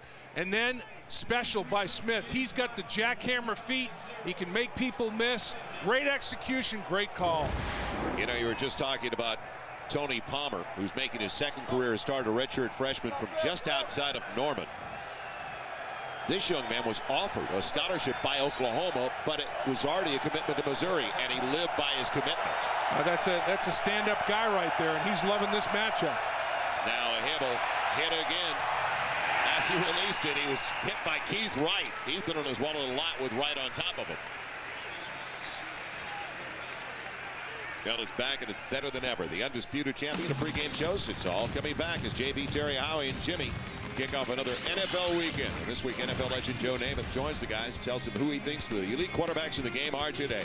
Fox NFL Sunday. It returns this week only on Fox tomorrow morning, all followed by Giants, Cowboys, Eagles, and the Jags. And Missouri has taken over in this quarter. Quick grip and trying to get a first down. He's close. Out of bounds. Well, who would have thunk that Missouri would outrush Oklahoma by 106 to 35 yards at this stage of the football game? Well, let's not forget that last week, South Florida had almost 100 more yards of total offense. Oklahoma had only 239 for the game, so they sputtered a little bit at home. Right, and really the main contributor, Brad, to those, Joel, is Brad Smith to those 106 yards. I mean, he's probably got, what, 70 of them? Big third down, Dave. Minute 40 to play in the half. They spread it, short side of the field. Griffin, will it get there? I believe, no. Where they finally spot it. That was a tough one. He may not get it. Left foot, right foot. Jason Simpson, the whip, the extra safety, got over there, tried to hold him up. Boy, look at the to replace all divots out there. That field is coming up in chunks. Man, the guys are digging in tonight. And you've seen a little bit of slip sliding away going on out there. Some unassisted tackles due to the soft field. And Missouri holds. And Oklahoma Missouri should stop the clock. Absolutely. They ought to call a timeout right away. They've got 2 timeouts remaining. I'm surprised they're not. And why is Oklahoma quick kicking? Right, this quickly as Marcus James waits for it. He'll take it awkwardly at the 30 and goes down in a heap. He wasn't comfortable when he took it. Will Peoples all over the play. There's a flag down. Now, was Oklahoma down the football field too quickly in coverage? Or was there some kind of a hold going on the edge? I think it looked, the official saying grab and pull down. So Missouri may be called for holding. Now, when did the hold occur? Before the ball was in the air? That's key too. It's 4th down and just a skosh. I mean, it's 4th and hardly anything. So if it's a holding penalty on Missouri, it's a first down for Oklahoma, and it is. It's a first down for Oklahoma anyway. Was it post-possession? As you mentioned, though. Let's see. If the ball was in the air, the hole is going to be marked off from the spot of the dead ball. If it happened prior to the kick, it's an Oklahoma first down, and it looks like they're marking it off. The ball was already airborne, a post-kick foul. So Missouri will have the football, but back at around their own 20. During the kick, Missouri, 10 yards from the end of the kick, first down. And now if you're Missouri with 2 timeouts left, 59 seconds on the board, how much do you want to gamble? Chris, Kellen, Artie, coming up next with the Nissan Halftime Report. Some upsets in college football today, some wild ones like Texas Tech taking on Texas A&M. And then what about the upset for Major League Baseball playoffs? We'll be telling you about that story in Southern California. It happened not too far from the studio they're sitting in. Absolutely. And you know what, Joel? A lot of close games, a lot of upsets today. We have a close one tonight.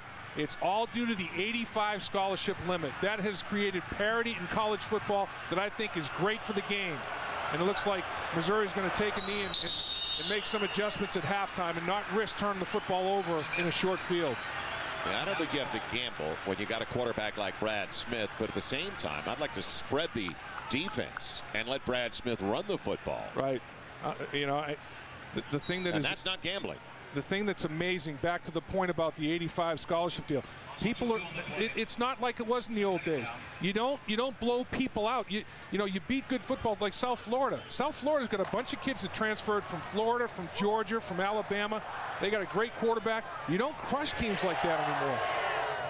So one more snap, and that'll do it for a pick-me-up first half.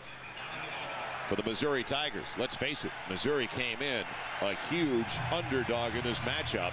And they go to the locker room down by only 3. And Smith kept his composure. And I'll tell you what, he adjusted to the speed of Oklahoma's defense. He ran the ball at him effectively. So Missouri, after 30 minutes of play, has only been outgained by 16 yards and had 4 more snaps. Gage had a big play, but most of the big plays coming from number 16, Brad Smith. Down to the sideline, Eric Clemens. All right, Coach, 10-7, probably what you expected here, your assessments of the first half. Well, you know, they're playing good football. We're playing decent football. We defensively gave up a drive right at the end. Quarterback, you know, some of the quarterback run game we got to be better at. Offensively, we're moving it. We got to put it in the end zone to get more points. We've missed some big opportunities, too, downfield. Okay, Coach, good luck to you in the second half. 10-7 right now. Mizzou right in it against the number 3 team in the country. Now time for the Nissan halftime report. Let's go to our Fox College Football Saturday studios. Chris Rose and the gang. Chris, take it away. Tied affair in Columbia, Missouri. Third-ranked Oklahoma Sooners with only a 3-point lead at the half. Joel Myers along with Dave Lapham. We wondered at the very beginning of the telecast whether this was going to be a coming-out party for redshirt freshman quarterback Brad Smith. Safe to say he is impressed. 8 carries, 80 yards, not a bad average. Not a bad effort at all. He is an outstanding quarterback, great running back. And he's a running back with a howitzer hanging off of that right shoulder. Here he throws a little receiver screen to Gage. Then they run a quarterback counter to the left side for significant yards. A called play. That was not improvisational. And this is a called play as well. Look at the backside guard and tackle get their blocks, and Smith bounces to the outside, making it a 10-7 football game. On the other side of things, Nate Hibble's taking hits. He takes a sack out of the red zone, and he got hit all half. And right now, Eric Clemens, our man down on the football field, extraordinaire, by the way, has spoken with head coach of Missouri, Coach Pinkel. And what did he have to say, Eric? All right, Guy, thank you very much for that compliment, by the way. Coach Pinkel said, hey, listen, in the second half, we cannot let them have big plays offensively. A few too many near misses for Oklahoma in that first half for Coach Pinkel's liking. Also, when they get opportunities, they got to take advantage of them against the number 3 ranked team like they did late in the half when Brad Smith scored on that 25-yard touchdown. Guys? Trey DiCarlo kicks it away, and here we go with the start of the second half. And it's going to be brought back by Marcus James, the little guy across the 20. And then hit from behind as he's down at the 23 in the arms of Clint Ingram. Well, the Mobile T first half numbers. Missouri came back in the second quarter, and the rushing yards the difference. Yep. Missouri staying in the game, but don't forget 80 of the 102 belong to the quarterback. And really everything else fairly even Steven. Third downs, neither team. Missouri doing a better job actually on third down. 1 turnover suffered by Missouri. The redshirt freshman Smith threw an interception, but that's been it. Great football game. Both teams playing at a very high level. Well, now we're ready to go after a bit of a delay from the referee. 3 wide receivers set, and Apron the only one in the backfield. From the 22 for the Tigers. And Smith in trouble. Trying to run through people, but they're too big, and especially the play of Jimmy Wilkerson, the left end, the junior from Omaha, Texas. So that was busted from the start. His knee almost went down right away. Jimmy Wilkerson led this Oklahoma defense last year with 18 tackles for loss at the defensive end position. He gets another one tonight. And here's a guy that played quarterback in high school, Jimmy Wilkerson. And he rushed the football for 1,400 yards and threw it for over 1,200 and had 111 tackles as a linebacker. Kept getting bigger and stronger, now playing defensive end. Great athlete off the edge. Loss of 4, short drop. The tight ends available past the 25. And they get it to Ben Fredrickson, the senior from Westminster, California. Wilkerson on top of him again. And Brad Smith, where has he thrown the ball successfully tonight? Well, not very successfully down the football field. He's been very successful checking down in the intermediate ranges. He's got 3 completions, about 70 yards a pop on the left side, averaging 3 yards of completion. But this big one down the middle was a big play.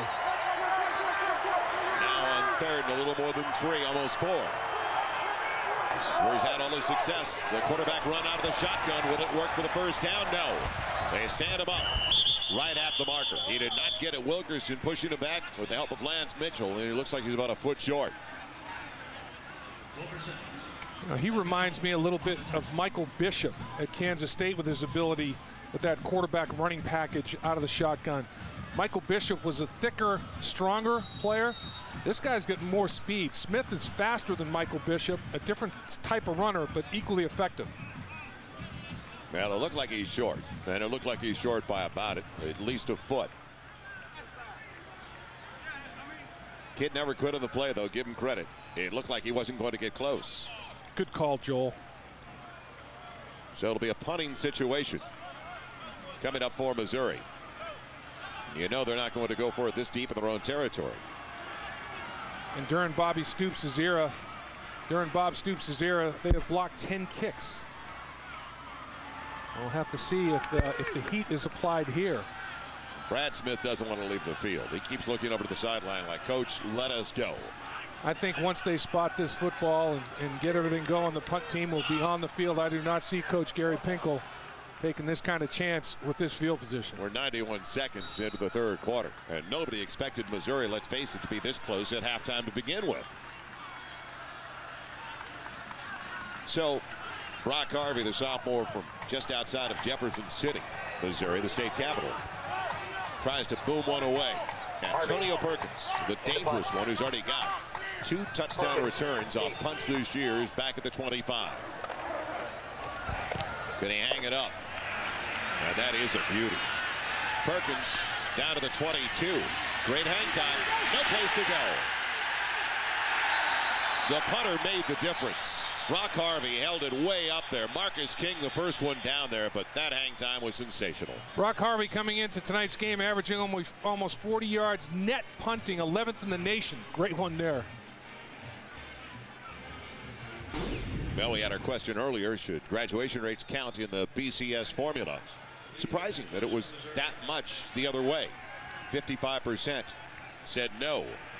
I'd like to see graduations count. I'd love that accountability. Before point differential. Point differential doesn't count as much anymore. I'd eliminate it. I'd rather see graduation rates count than blowouts. Oklahoma 1st and 10 of their own 21, up by 3, and Hibble out of the gun. Quick one. He's got Peoples available. Big push in the corner for Will Peoples. He's out of bounds short of the first down. Pulling it off in front of Michael Harden. You know, you almost think Oklahoma at times might be better off going with a pro set. 2 backs in the backfield, protect Hibble, and let him throw the ball down the football field. I mean, Hibble's got a nice arm, and he's a very accurate thrower. They don't want to go with the 2-back set. Oklahoma just doesn't do it at all, but Hibble could thrive in that. 2nd and 2. On 2nd and 2. Griffin spins. He's close to the first down. I believe he got it. Sean Doyle tried to deny him, the senior linebacker from Overland Park, Kansas, but good pursuit down the line. As Doyle got over there, also R.J. Jones. R.J. Jones had 3 interceptions against Troy State for Missouri. That set a school record. 3 picks in 1 game. That's a nice night. So the rebuilding, and it really is a rebuilding program for the University of Missouri. They had their problems in the second half of last season, but now they put more speed at positions. And Coach Pinkel told us, I remember last year when we spoke with him before the season ever began, Dave, he said, I've taken a fullback and put him at defensive end now because I lack team speed on the defensive side of the football. So they had to make early adjustments, but it seems like with some of the kids they brought in that are either working as true freshmen and playing now, or the ones on the scout team, they might have turned it around already. Well, what they did in the first half with Oklahoma was noteworthy. Oklahoma had outscored the opposition 85-3 in their first 4 games in the first half. And Missouri scored the first touchdown of the season against Oklahoma's defense in that first half, and only down 3. That's significant. So now 1st and 10, Hibble out of the gun. And throws it away. Just trying to get it away in the neighborhood of Quentin Griffin. But don't forget, you can start with the NFL later tonight on Fox Sports Net. It's all presented by the U.S. Postal Service, the NFL Show, Sarah Gusu, Michael Irvin, DeMarco Farr, Tommy Davidson. Chris Myers try to corral those guys. Irvin matches up. He'll take on Tampa Bay's Warren Sapp. They go one-on-one. We'll dissect the fantastic finishes of some of the close games over the first 4 weeks of the season. Saragusa also picking his 6-pack for this weekend's games. Now the quick one out to Quentin Griffin. And good pursuit down the line. Actually, it's Trent Missouri. Smith. And it was Trent Smith. Yeah. The tight end over on that side. And actually, he lines up in the slot. What they do with him, about half the time he lines up as a normal tight end. Then a lot of times he'll line up in the slot or as a wide receiver. If you want your kid to grow up to be a receiver, listen up. And know when to go down. Ooh.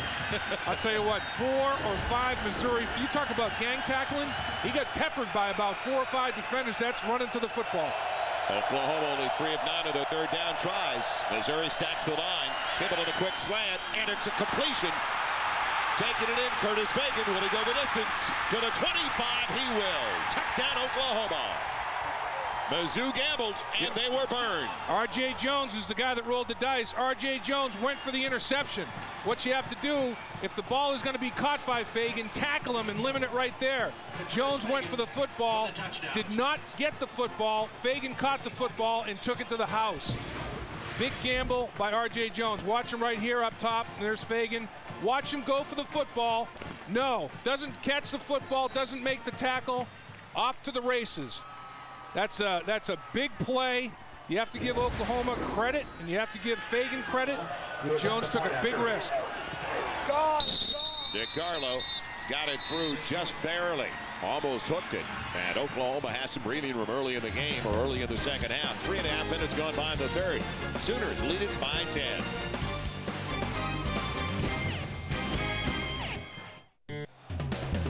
College Football Saturday on Fox Sports Net. Brought to you by Kia Sarah. One company, countless solutions. By New Mix Grills from Healthy Choice. Big grill taste without the grill. And by Dr. Pepper. Dr. Pepper makes the world taste better.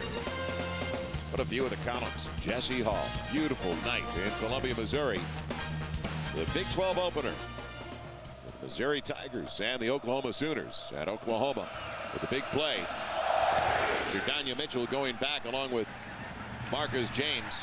Man, James wanted to bring it out. He'll stay in the end zone. And Missouri will have it for the second time in the second half. They went 3 and out with a punt the first time. Starting at their own 22.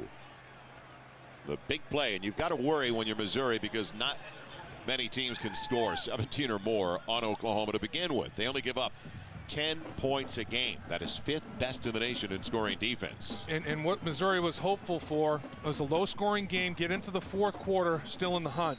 And that can happen. But they have to answer here in the third quarter with points on the board. They have to cut it to a 1-score game. Got to get a touchdown or a field goal to cut it to a 1-score game and not be down 2 scores going into the fourth.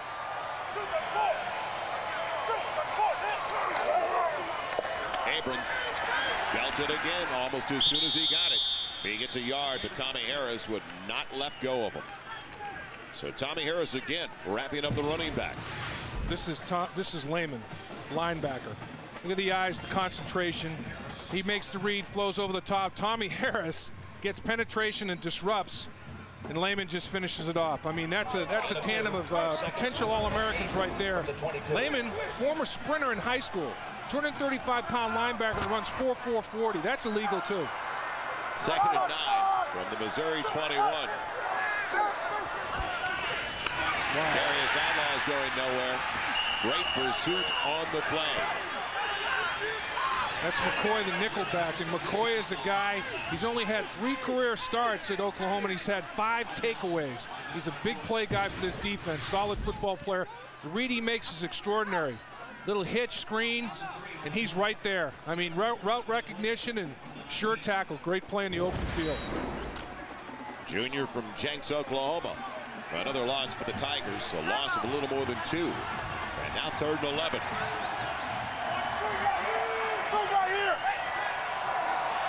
Smith from the gun. And a little bubble screen. Gage, nothing. It's not going anywhere. Man. Easy play. It was Corey Klein. He ran right back into the pursuit. You talk about depth of a play. They didn't give it a lot of time, did they? No, Corey Klein was spying the screen. I mean, it almost like the defensive call that was made. They had a defensive lineman that was spying the potential screen, and he was all over it. Great recognition, and the inside-out pursuit was fantastic. So all of a sudden, Brock Harvey, a very important player for the Missouri Tigers because of Antonio Perkins. Watch Straight. Here comes Straight. They brought a blocker in for him right here. Perkins, big for Oklahoma. Oh, he almost got to it. He also got the punter, and there goes the flag. As it'll go out of bounds inside the 40. The referee threw the flag. Did he touch the football? Oklahoma's coaching staff, the sideline is going crazy saying that he deflected the ball. If he deflected the ball, there is no foul. Did he get a piece of the football? And that's what they're saying on the sideline. Yeah, and they're saying it's 5 yards. It's not 15, so it's not going to be a first down for Missouri. Now, did he get a piece of the ball? Oh, he went right over the top. He did not get a piece of the football, and it's just running into, not roughing. And Missouri ought to decline the penalty. Oh, he was close. Let it go against at the Oklahoma. Penalties refused. First down. They will, because it was a good punt and a roll up about 10, 15 yards for Missouri. And Oklahoma's going to have it back inside their own 40-yard line. Straight almost got kicked right in the face mask on that one, trying to block it. Well, they got the man out on the edge, but it was a little bit too late almost. As the number 3 team in the nation has a 10-point lead and the football. College football Saturday, presented by Kyocera, continues from the heartland. What a sight, Columbia, Missouri. And the Tigers hung tough in the first half. Now will they wear down and wilt in the second half? Griffin in the backfield with Hibble. Available is Will Peoples, and that's been there all night long. Missouri is giving a 10-yard cushion to the corner. Yeah, they're playing it very, very soft. And the reason is in the first half we saw more than one time they get burned over the top. And they respect the speed of the Oklahoma wide receivers, so they are giving that big cushion, as you described, Joel, and letting Oklahoma catch the football and rally up to it and smack them and see if they can separate receiver from football. Great percentage, great efficiency. Look at the yards per completion and per attempt. He's in the stratosphere. 3 on the wide side. They'll run it to the short side. Griffin breaks the tackle. There goes Griffin down the sideline. He will go the distance, I believe. Touchdown, Oklahoma. Boy, what speed. 4.35 speed. And once he makes the first guy miss in the open field with that elusiveness, he just shifts gears. And I'll tell you, R.J. Jones can run, and R.J. Jones thought he took an angle to intersect him, came up short by about 4 yards. Little underneath handoff, and Griffin right there runs out of the tackle of the defensive lineman. He gets to the edge, and it's goodbye. R.J. Jones thinks he has a shot, not even close. Came up way short. Doyle had him at the line of scrimmage. But a guy with those kinds of dimensions, as you mentioned, is 5'5", 5'6". No hitting surface. I mean, he slid right down. It's hooked off the upright and no good on the extra points. DiCarlo's flirted with that before. So it's now a 16-point deficit for Missouri, making it still a 2-score game. 2 touchdowns, 2-point conversions. Sooners in control, though.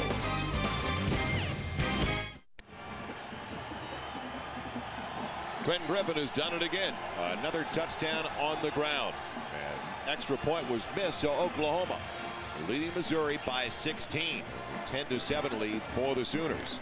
So they have 2 quick scores on their first 2 possessions of the second half. 65-yard pass to Fagan. Now the 53-yard run by Griffin. And DiCarlo just banged it off the upright. As Sherdania Mitchell is going back deep, along with Marcus James. Tough night for DiCarlo. He missed the first opportunity, the first field goal, and then he hit the upright. So the kicking game has been a factor in this football game tonight. Especially with a miss by DiCarlo, as we mentioned. 2 touchdowns, 2 2-point conversions. Tigers are back there.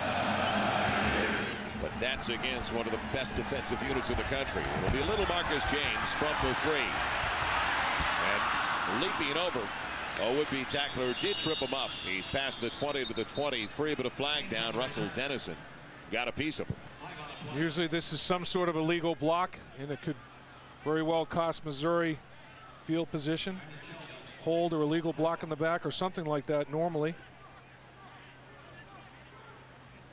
We have the old hold, so back you go. Another look at the touchdown and the line play and the movement up front. Yeah, sometimes, you know, Oklahoma wants matchups and they change the strength of their formation, and watch Doyle, the linebacker, kick his defensive lineman down inside and say, look, shift over, and then he's the uncovered guy and he can't make the tackle. Griffin runs through his tackle, bounces it to the outside, and then shows tremendous speed to the house. And Doyle was there to make the play, but he lost the outside. You know, he got hooked, and once he contacted Griffin, very little hitting surface. He slid down him like a barber pole, and Griffin was out. He makes that first guy miss all the time. So Missouri after the mark-off has it with their own 13. Smith wanted to go to Gage on a double move, trying to make a miss, and he's down after a gain of 3 to the 16-yard line. Eric Clemens. All right, Quentin Griffin, you saw him explode for that long touchdown run. He has done it all. He has a couple of SI covers, 1 national championship, but he has stayed the exact same way in his final season. He's the first one to practice, last one to leave. Very humble individual. He is the reason for them having a heart and soul on this Oklahoma offensive team. Quentin Griffin, guys. Absolutely, Eric. Get a little follow-up on that after this play. 2nd and 7. Ball to the 16 of Missouri. Time for the quarterback, and the crossing pattern's there for Justin Gage. Boy, what a nice tackle for the linebacker, though. Lance Mitchell. He's got the first down to the 25, but I think Gage thought he was going to be able to go down the seam. You know, the thing about Quentin Griffin, his freshman year, his true freshman year, they were going to redshirt him. Bob Stoops was going to redshirt Griffin. In about the 7th or 8th game, they had an injury at running back. They said, you know, Q, we want to play you because we have a chance to go to a bowl game, but you're going to miss, you know, you're only going to play in about 3 or 4 games and have to burn a year. He said, if it's better for the team, I want to do it, coach. Totally unselfish. They go to the Independence Bowl, finish with a 7-5 record. That's a guy that's all about team, not him. On the play fake, here comes the heat as they hit Smith. Right on top of him. Dan Cody, the sophomore from Ada, Oklahoma. So they've got, and we've seen Cody in the first half doing this, getting pressure on the quarterback. Here's a guy at 6'5", 270, and he's got 2 more years with the Sooners. I tell you, what they do is they retool. They don't rebuild. I mean, they have guys waiting in the wings. They do. They have guys waiting in the wings to take the place of great players. I mean, they lose Rocky Kalmus and Roy Williams, 2 great football players, and they have guys stepping right in, and Marcus James not doing well on the sideline. 2nd and 10, blitz coming off the edge. They pick it up, so Smith has that lane over the left side. Makes a miss at the 30. Oh, what a run. He's got about 10. He may be short of the first down by about a foot. Jonathan Jackson finally caught up with him. You know, in the pitch, you have to bend at the knees, because if you bend at the knees, you get your pad level low. And line play, it's all about low pad level is the winner. Who's underneath whose pads here at the line of scrimmage? That is the key. And then the other key is separating from the blocks. Missouri does a pretty good job of sustaining contact, and then you have a guy of Smith's ability that can make people miss. Gosh, he has got something going on. He's tough. He's got the first down to the quarterback sneak just across the 35 to the 36. Mizzou's got to put together a drive. Inside of 7 to play. Reset the chains, start the clock. Oklahoma's taken the sold-out crowd completely out of the affair. Look at this quarter, 141 yards to 16. And all because of 2 big plays. One gamble by R.J. Jones turned into a huge touchdown reception by Fagan. And then Doyle is in position to make a play on Griffin, and he misses the tackle. Griffin gets bounced to the outside for another huge play. So Missouri trying to run against one of the best defenses in the nation. Short one, double move, and going for the deep ball. Over the shoulder, grabbed by Gage. He's got it for a first down. What a perfectly placed ball. Not an easy catch. Justin Gage, 6'4", 210 pounds, working against straight 5'11", 194 pounds at the top of the screen in the route. And as you described, Joel, gets to the outside, good protection, giving Smith an opportunity. Ball thrown over the outside shoulder, giving the only guy the chance to catch it being Gage, his receiver. Nice throw, nice route. Smith, the quarterback keeper, gets a little block from his lineman who pulled, and then he took a shot near the 30, but pops right back up. Kid's tough. Teddy Lehman with the hammer. And Brandon Everidge came over the top and just put the big old pop on him. And this is the quarterback counter once again. Backside guard and tackle pulling, getting their blocks. Woo! Brandon Everidge says, I'm going to make you pay one time, young guy. Welcome to the Big 12. It's the conference opener. We hit in the Big 12. Get that mouthpiece in. There you go. Get it out of there. All right. About 6 yards. Almost 7. On the carry by Smith. He's got 4 wide receivers setting up. No tight end. And now can he run for the first down? He will get there. He's run out of bounds near the 25. Derek Strait pushing him out. And how long his arms are. I'll tell you, when he throws a stiff arm, he's rushed for over 100 yards against this Oklahoma defense. That doesn't happen very often by running backs, never mind quarterbacks. This is a running back that can throw the football well. I mean, he has got the total package. He is a dual threat. And Gary Pinkel is thrilled to death to have this guy for 3 more years after this. And this is a guy that was also offered a scholarship to West Virginia. Right. He had made a commitment, hadn't signed, but made a commitment to Coach Pinkel and stayed with it. On 1st and 10. Going for the corner of the end zone, Justin Gage can't hang on. Derek Strait made sure of it. Well, Smith gave him an opportunity, couldn't quite catch it. Time for our Home Depot trivia. Which current Oklahoma coach was the runner-up to Bo Jackson for the 1985 Heisman Trophy? Put your hand down. I know that one. Put your hand down. That was the closest voting in the Heisman Trophy history. The runner-up to Bo Jackson. You are all over it as usual. Now 2nd and 10 for Missouri. Deep in Oklahoma territory. The blitz up the middle. Kid sees it. Trying to make the most of it. And takes a pop. And really is getting some shots now. Everidge over there again. Straight. Lehman.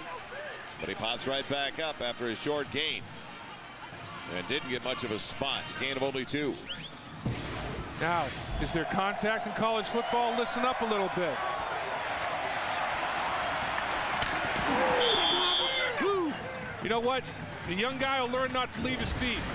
When you leave your feet to hurdle one guy, in comes another to deposit you unceremoniously, just like Jonathan Jackson did that time. Outlaw in motion, or make it a shift by Gage.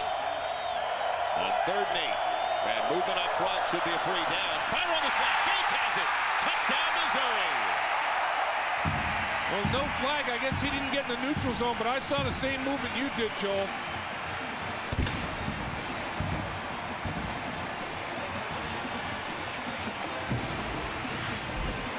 Here's the movement. That's the early movement. Didn't get all the way into the neutral zone.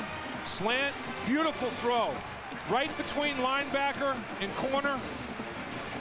And Gage runs the great route, and Smith puts it right between the 1 and the 2. So with so much time left in the game, Missouri's not going to gamble. They'll go for the extra point the conventional way with Michael Matheny. Try to make it a 9-point deficit, which they do. Missouri bounces right back with their first points of the 2nd half. 5:27 left in the 3rd. 23-14 Oklahoma.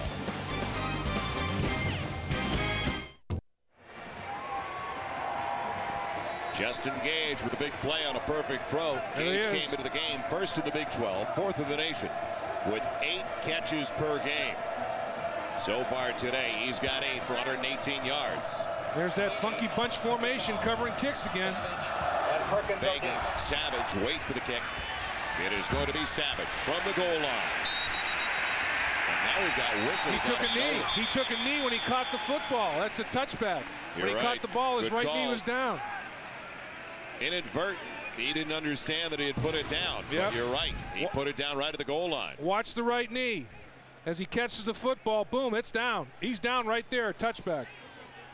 College football, when the knee's down, you're down. And the Missouri Tigers are not complaining. So, kind of a whimsical look on the face of Bob Stoops. Disbelief, like, what next? Griffin in the backfield with Hibbell. Griffin belts it. Still, though, he gets it past the 21 to the 22. Let's head down. Eric Lemons. Well, you just got an idea of how talented redshirt freshman Brad Smith is. Upon recruiting him, Coach Gary Pinkel's final test was meeting Smith's church family. After spending 3 hours there being examined by Smith's church family, he was finally approved, and the deacon told Coach, I don't think you know what you got your hands on. I think tonight, fellas, he does. I think he's got a pretty good idea. Yeah, he sure does. He's special. Coach Pinkel said, we found a diamond. Yep. Now heat on Hibbell. Trying to ad-lib his way into a play, and he throws it wide of Curtis Fagan. but there was a Tiger in the neighborhood, Michael Harden. So a huge third down. Missouri trying to seize the momentum, trailing by 9. Final comment on Smith, the redshirt freshman quarterback. Dave Christensen, the offensive coordinator from Missouri, said he's my kid's idol. And I can't think of a better idol for a young man to have. I'm proud that Brad Smith is my son's idol because this guy is as great a football player as he is. He's even better off the field. A super, super individual. Third and close to 9. Hibble's got all day, and he's going to try to run for it. Needs to get to the 30 and won't make it. That is not his strength, and Missouri is about to get the ball back. Tarpoff took his feet right out from under him. You know, you can't.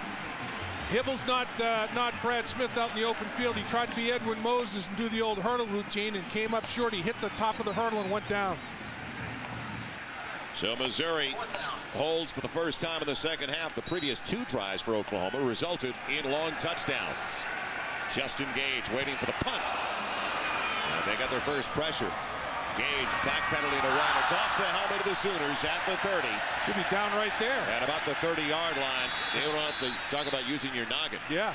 That was Will Peoples down there on the punt coverage. So now Missouri ready to get the football back. The young man we've been talking about, the redshirt freshman out of Youngstown, Ohio, Brad Smith. He is a diamond. We got the feelings of his head coach on this young man earlier today. Well, I'm really pleased to have a redshirt freshman, 18 years old, play at the level he's played. Is you know, certainly a surprise. I think it's very unusual to play like he's played. His poise, his confidence, his production. But you know, this is the only 5th game he's played. This is a new experience. Obviously, every week's a new experience for him, and you know, playing against this defense will certainly be a test. The one thing that impressed me the most in looking at the numbers, because we don't know the young man personally like the people that work with him every day, 4 games into his college career, he had committed only 1 turnover. Yeah, 1 turnover, no penalties. Hadn't been the reason for any penalties. I mean, he was not beating his own football team. He was beating the opposition regularly. Comment about Will Peoples, that ball hit him off the top of the head. He started covering the punt at 6'1". He's 6 feet now. That sucker shrunk him. Smith out of the gun, where they've seen most of their success. Abram bouncing off a man at the 30. He's down the sideline, still maintaining his balance. What a run by Zach Abram. Inside the 40, stunning Oklahoma as Derek Strait makes the stop from behind. Well, Brandon Everidge is the defender that tried to just block him to the ground. And we talked about Abram, 5'10", 225. He just ran right through it. Watch Everidge, boom. Everidge makes the hit, and Abram says, that's not, you got to wrap your arms around me. That was a face mask that was missed. And Abram off to the races. Great effort, good blocking up front. And man, Everidge is a big hitter, but it didn't even phase Abram. Well, Baylor ends their 29-game conference losing streak, so congratulations to Kevin Steele. The Baylor Bears. Now, on the double move, Smith, a jump ball, Justin Gage. Off his fingertips, does he have it? They say he's out of bounds. He held on. Derek Strait on the sideline trying to cover. Although former basketball power forward. Now remember, you have to have possession and 1 foot in bounds in college football. Possession, 1 foot in bounds. Did he have possession? Juggle. Nope, no possession. That's a good call. From that that's angle, a good that's call. tough to see, though. It's a good call. Because he went down with the ball locked in his left arm. Now, couldn't tell. Like it has been said before, 1 knee equals 2 feet. If you get your elbow or shoulder down in the field of play with possession, the official was looking. He had a good view. We were looking through his body. The official was looking right at the football. 2nd and 10. Smith on the quarterback keeper again with blockers out in front, going for the first down. Will he get there? Dives and gets there. Boy, he is just slinking. He's tough to get a good hit on. He is. He's like Gumby out there. I mean, he bends. He's flexible. He's Gumby that runs a 4.5. I mean, that's hard to tackle. He just kind of contorts himself and makes people miss. Quarterback counter once again. Look at the patience. Just letting his blockers set up. He's got tremendous feet, tremendous balance. Just a pure athlete. What a gift. Matt McCoy finally got to him, but not before he moves the chains again. Missouri down by 9 at the 28 of Oklahoma. Abram, he was really countered that time. No gain. They almost took his helmet off. Teddy Lehman with a hit. That was the same blocking by the offensive line. They pulled the offside guard and tackle, but instead of quarterback, Abrams ran the counter. So Kevin Steele gets his first conference victory as the head coach of the Baylor Bears. Oh, they're dancing in the streets of Waco. Can they dance in Waco? Now you can on campus, just can recently, you? yes. Okay, well, they're dancing on campus anyway. What do you think they're doing, the line dance? Or what is it, the Brazos River? They're swimming down the river. I'd be doing the funky chicken or something funky. TJ Leon in for the first time, the senior from Norman, Oklahoma, 2nd and 10. Smith popping it over to the little guy. It's complete. Straight and Lehman converging. And it's a gain, a short one at that, inside the 25. Not much there for TJ Leon. Got to get points out of this drive if you're the Missouri Tigers. 9-point game.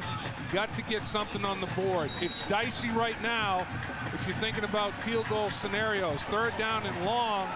Got to get some yards to at least have it a more makeable scenario field goal wise. Pretty strong numbers tonight, but they need close to 7. Looking over to the left side, goes over to the left side to Leon. Leon looking for another block. He won't get it. He's shut down to the 20-yard line. So McCoy, actually, the tight end, had him the previous catch. Now Leon does have his first grab, but Derek Strait put him down short by a little more than 2. Decision, do you kick or do you go for it on 4th? You have to field goal and touchdown you need. You're in field goal range. You need 2 scores. You got to kick the field goal here, and it's so early. It's so early anyway, Dave. Absolutely. You got a quarter in a minute and 30. I mean, it's a given. But it's going to be, it's not a chip shot. It's about a 38-yard try coming up. Now the operation wasn't a given. Deep snapper has struggled. Everything's been inside for Falmer. Let's see this one. To make it a 6-point game. A good snap. Matheny, though, did he block it out? Oh, no, he's got it inside the upright. 6-point ball game. It hit the right upright and bounced in. He glanced it off there. Unbelievable. So it turned out to be a chip shot, didn't it? A chip off the bank. Exactly. This is like billiards. He went off the, he called the shot off the right upright, and it's just a boink, boink, and it goes right by the old flag up there. He's leaking, ting in. Ooh, man, that's tight. I'll tell you something. You sound like a video game up here. So Missouri celebrates with 10 unanswered points, and they make it a 6-point game. With 67 seconds left in the 3rd quarter. It's now Oklahoma 23, Mizzou 17. And I don't think anybody thought Mizzou was going to hang around this long. And Missouri, their goal was to get into the 4th quarter with an opportunity to win. They're a minute and 7 seconds from getting into the 4th quarter, 1 score down in this football game. Their game plan is being answered to this point. Going back deep once again, the combination of Savage and Perkins. And it's going to be taken to the 5-yard line by Perkins. Across the 20, look out for the 25, and he's belted at the 28-yard line by Orlando Gooden, the reserve wide receiver. Well, this week on Fox NFL Sunday, Michael Strahan of the Giants trying to slow down Emmitt Smith and the Cowboys. It's all followed by Donovan McNabb and the Eagles. They're trying for the 4th straight, taking on Fred Taylor of the Jags. Other regional activities all tomorrow on Fox. All of a sudden, that incredible game in Columbia, Missouri, with 58 seconds left in the 3rd quarter. The number 3 team in the nation trying to regain the momentum they had just a couple of minutes ago. Kewan Jones in the backfield. He'll get him the short side toss sweep. And they'll put him out early. Knock him out just across the 30. They'll spot it near the 31-yard line. Jason Simpson, once again, the other safety they call the whip, forced him. And Joel, I think Missouri's been more methodical than Oklahoma. Oklahoma dominated the 3rd quarter and was due to missed tackles. R.J. Jones goes for an interception, misses a tackle on Fagan, and Fagan takes it to the house. Doyle misses a tackle on Quentin Griffin, and he takes it to the house. Missouri has been more methodical. They have not forced a turnover yet, though. And they're one of the best teams in the nation at doing that. Griffin, big hole. He's got a first down. He's into the secondary across the 50, all the way down to the Missouri 42. The senior from Aldine, Texas, doing it again, and close to going over 100 yards with that carry.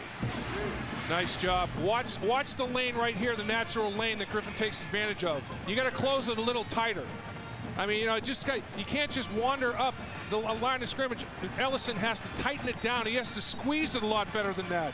Good blocking by left guard and left tackle, but Ellison has to squeeze the point of attack. He just kind of took himself out of the play. 12 carries, 94 yards now for Quentin Griffin. And they'll keep going back to him until they slow him down. They collared him around the ankles. Sean Doyle got him low after a gain of 3. They talk about feathering it out. Ellison, as you say, he feathered himself right out of the play. Yeah, he did. He got caught in no man's land, and he kind of did it all by his lonesome. Nice blocking inside. I mean, that's just a great job.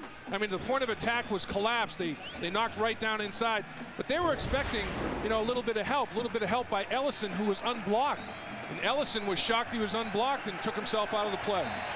Well, that's the end of the third quarter of play as Missouri came back after Oklahoma dominated the first 7 or 8 minutes of the third 15 minutes. After 3, 23-17 Oklahoma. You're watching College Football Saturday, presented by Kia Sarah on Fox Sports Net.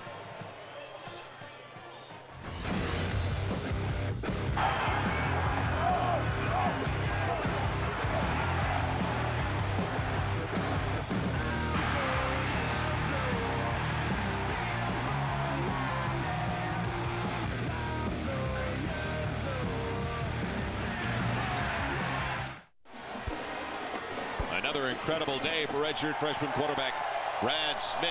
Total offense, he's close to 300 again. Make it 2003. He's a candidate next year from what I've seen. Griffin breaking tackles. Down on the first snap of the fourth quarter on 2nd and long. He makes it 3rd and short outside of the 36 of Missouri. Bynum finally got to the little guy. As you said, there's not much room to bring him down. No, look at him, 101 yards on 14 carries. Averaging over 7 yards a pop coming in. He's doing exactly that. Just about his average, 7.3 coming into tonight's game, and he's at it again. Missouri has not beaten Oklahoma as a ranked team since 1983. They shut him up that day 10-0, and one of the assistant coaches, Andy Hill, caught the only touchdown of the game. Now critical, the 3rd down, and it looked too easy for Oklahoma. On the quick one, over to Mark Clayton. Well, again, when it's only 3rd and 4, Dave, they're giving them 6, 7, 8 yards off the line. Yeah, they were afraid of getting beaten deep, beaten over the top, and they're giving that big cushion. You know, look at this. Look at how far off the line of scrimmage he is. You know, I mean, that's just saying, you know what, you got speed, and I'm afraid of your speed, Clayton. So I'm gonna give you an opportunity to catch the football and rally to the ball and bring you down immediately. First down, Sooners. Opening minute of the fourth quarter. They've got it to the Mizzou 26. Hibble going deep and up for grabs, almost intercepted. Ooh, Jones almost had it. It went through Brandon Jones, and R.J. Jones almost had his 4th pick over the last 2 games. Jones & Jones. Is that a law firm or an accounting company? There's something out there. Jones on Jones. And R.J. Jones blew a tire. He had a tire change down there. This Missouri program has been in hibernation for so long, almost a couple of decades now. I remember the 70s when they did have big wins. They had big upsets. That has not been the case for close to 20 years, though. Now, 2nd and 10. Quick one. Outside, nothing there. The tight end, Trent Smith. Now, Oklahoma has to get some yards on this 3rd and long. DiCarlo, the place kicker, has already missed a field goal, has already missed an extra point. It could be 27-17, but DiCarlo has cost them 4 points. Bob Stoops is thinking, geez, do I have him try a field goal of over 40 yards? I don't think so. I think it might be 4-down territory. We'll have to see what happens on 3rd down. His longest so far this year has been a 44-yarder. Now the critical 3rd and long. Griffin, and also works in the backfield. Hibble with time, pocket holds up well. Now it collapses, and he's down. It's a sack. They got him outside of the 26, back near the 27. Kinney collapsing on the quarterback.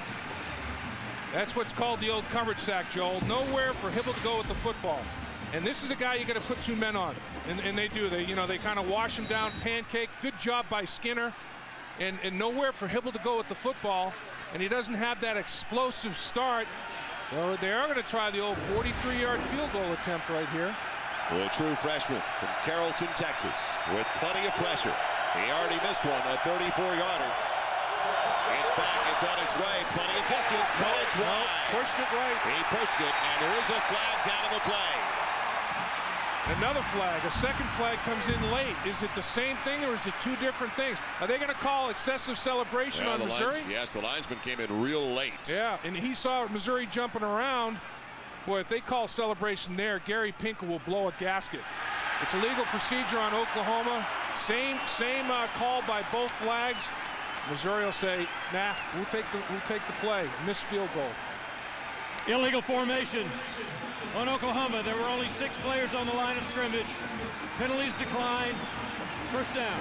Missouri continues to have the momentum after the miss by DiCarlo. We'll see if they can take advantage of the situation. It was a miss from 43 yards away. Never had a chance. Tigers have it back. Down by only 6.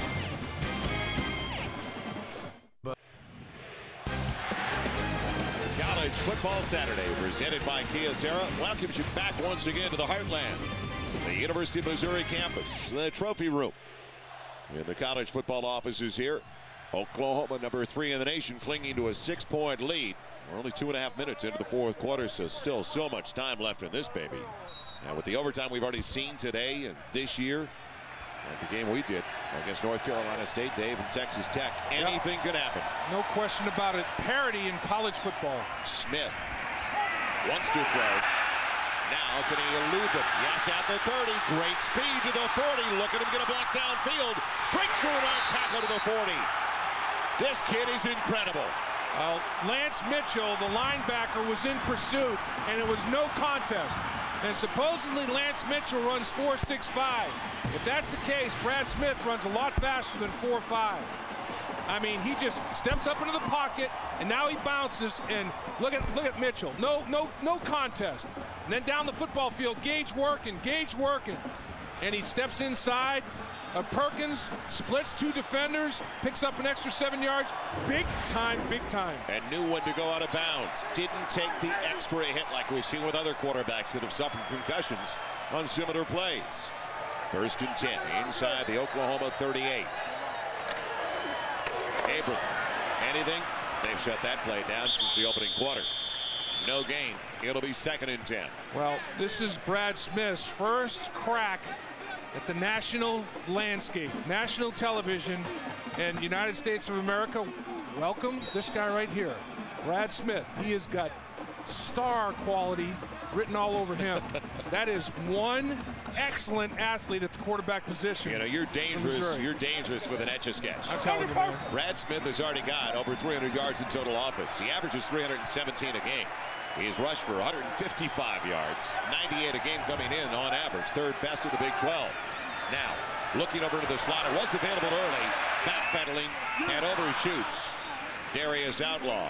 Well, that's not all bad for Missouri. It could have been a disaster. Do you know how tough that play is? Well, I mean, he's backpedaling. Yeah, in the face of pressure, going away from the line of scrimmage, throws across his body to the left sideline from the middle of the field. He showed elusiveness and arm strength. Are you telling me we can make more visits to the University of Missouri in the future? I'm telling you that, yeah. I'm telling you that this guy is the real deal. You know, people are like, you know, he played against Troy State, Bowling Green, Ball State. This is Oklahoma. This defense is legit, and he's doing it. Now 3rd and 10. Can he get enough yards over the middle? He's got a first down. Darius Outlaw hangs on. Everidge gave him a shot again, but he hangs on to the 25. And you know what? Brad Smith is, as advertised, tremendous athletic ability, but so poised. I mean, he's not excited. I mean, he's in total control. And look at the patience in the pocket and throws a dart. And it's just, it's like, you know, keep going. You're something. I mean, you're making life easy for us up front. We love you, man. We absolutely love you. Now, Missouri trying to take the lead for the first time today. They trail by 6. They've got it 1st and 10 of the Oklahoma 25. Tough running for Zach Abram. He's doing his best, but every time he spins, somebody's waiting. That time, Dan Cody finally wrapped him up. It'll be 2nd and 10. And this is where Missouri struggled mightily last year. Gary Pinkel talked about the fact that his football team wasn't strong enough, wasn't fast enough, wasn't well conditioned enough, and they got hammered in the 4th quarter. Here, they're playing the #3 team in the country with 10.5 minutes to play off their feet in the fourth quarter. Gary Pinkel has done one whale of a job with his players here. 2nd and 10, Smith looking over, too tall again for this time Sean Coffey. First time he went after the redshirt freshman from Cleveland. Look at the height on Sean Coffey. And it was a Coffey. little bit behind him as well, but you're right, 6'6" on Coffey. Man, that's a heck of a cup of coffee there. 6'6". That's not a tall drink of water. That's a tall drink of coffee. Well, Matheny already has a 38-yarder.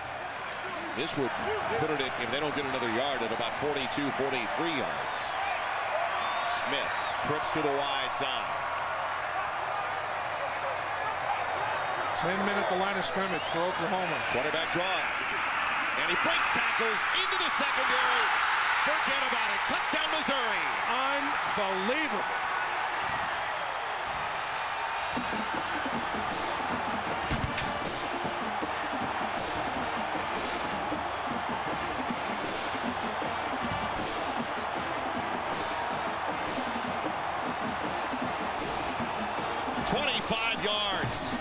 Point away from taking the lead. 10 men at the line of scrimmage. He busts it. Everidge overruns it. McCoy has no chance. Smith freezes McCoy and bounces it to the inside the pylon. This kid is, whoo, man. Now Matheny in the spotlight, and Missouri has the lead. Do you believe it? The Tigers were just down 23-7. And now with a 1-point lead for head coach Gary Pinkel.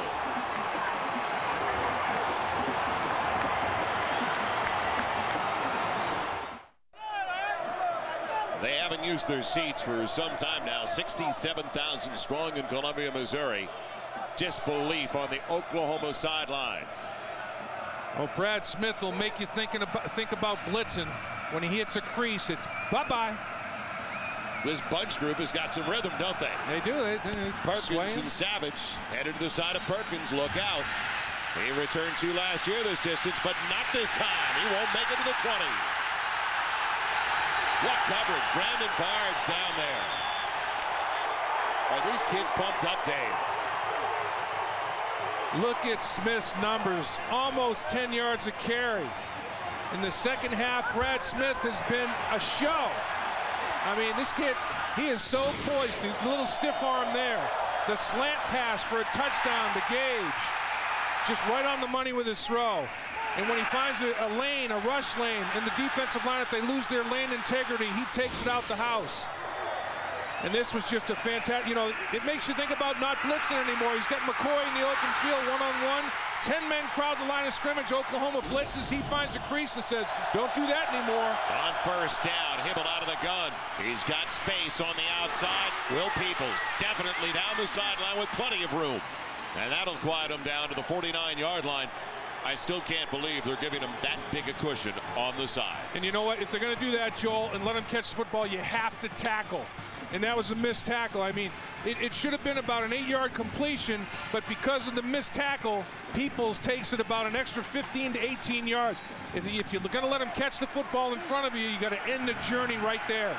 10:04 left in regulation. On a first down, Quick Griffin bouncing off the first. There is a flag on the play, right at the original line. Trent Smith. Did he leave early? Did Oklahoma have 7 on the line of scrimmage? Illegal shift.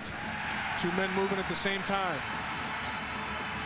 Cost Oklahoma a gain of 3 on first down, but they got 3 snaps to make it up.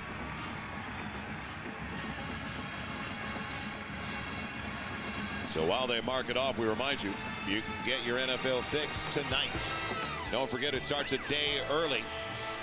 Join us later right after college football. Tommy Davidson, Tony Saragusa, Michael Irvin. Also Chris Myers hosting. It's the NFL show presented by the U.S. Postal Service. That's tonight after college football on Fox Sports Net. Now the defensive coordinator for the Missouri Tigers, Matt Eberflus. They've got one of the youngest staffs we've ever met with. Exactly. He looks like he's 18. The screen, Griffin, and he can't hang on. Did he control it to make it a catch? I think it's a catch and a fumble, and he recovered his own.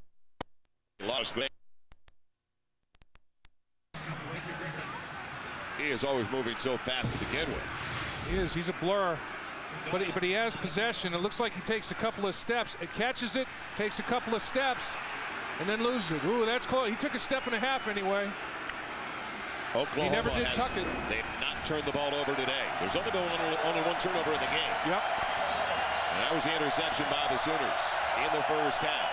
Now Hibble on second and long, fires behind his man. It's popped away from Curtis Fagan by R.J. Jones. Ball thrown behind. Fagan to the slant. And with that turnover, that takeaway, Joel, Oklahoma's had at least one takeaway in 40 of their last 42 games.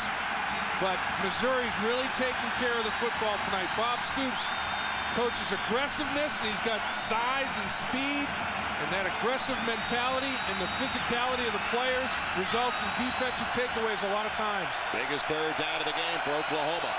They need to shift the momentum, trailing by a point. Trips to the wide side for Hibble. Here comes Heat. Hibble's down inside the 40. The blitz paid off. Russ Bell finished up the play. The junior tackle. Every single member of the defensive line got a tremendous first step. Watch the takeoff. And they all hit an edge. And look at that. They all simultaneously beat their pass protectors. I mean, it was meet at the quarterback, like a 4-lane interstate. Blake Ferguson to punt it away. Justin Gage waits back deep for Missouri. Not Marcus James, but Gage at the 20.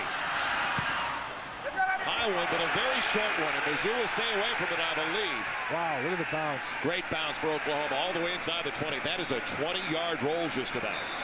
It hit close to the 35. And it dies near the Missouri 16. Well, there was only 3 teams. Well, the only conference that could say they had 3 teams undefeated. The Big 12 to start play today. Texas still alive and well with a goose egg when it comes to the L's. But Kansas State could not say that after losing at Boulder today. It's a great game.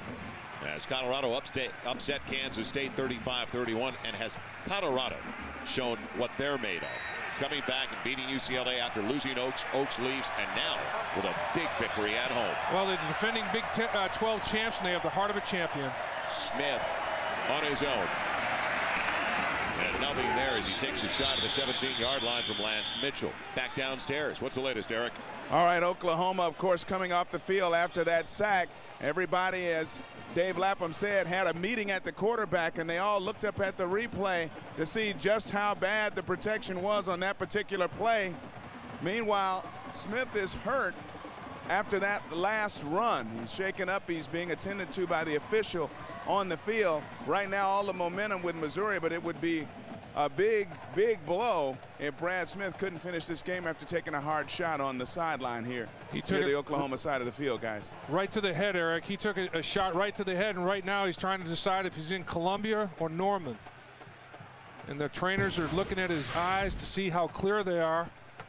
And watch as ducks his head. Ooh, he took helmet to helmet. Lance Mitchell. Just a tremendous blow to the head of Brad Smith, but it looks like he's negotiating his way off the field. He's not zigzagging, he's not serpentining, so he looks like he's got his head cleared up a little bit. Now they bring in a quarterback who has started in the past, though.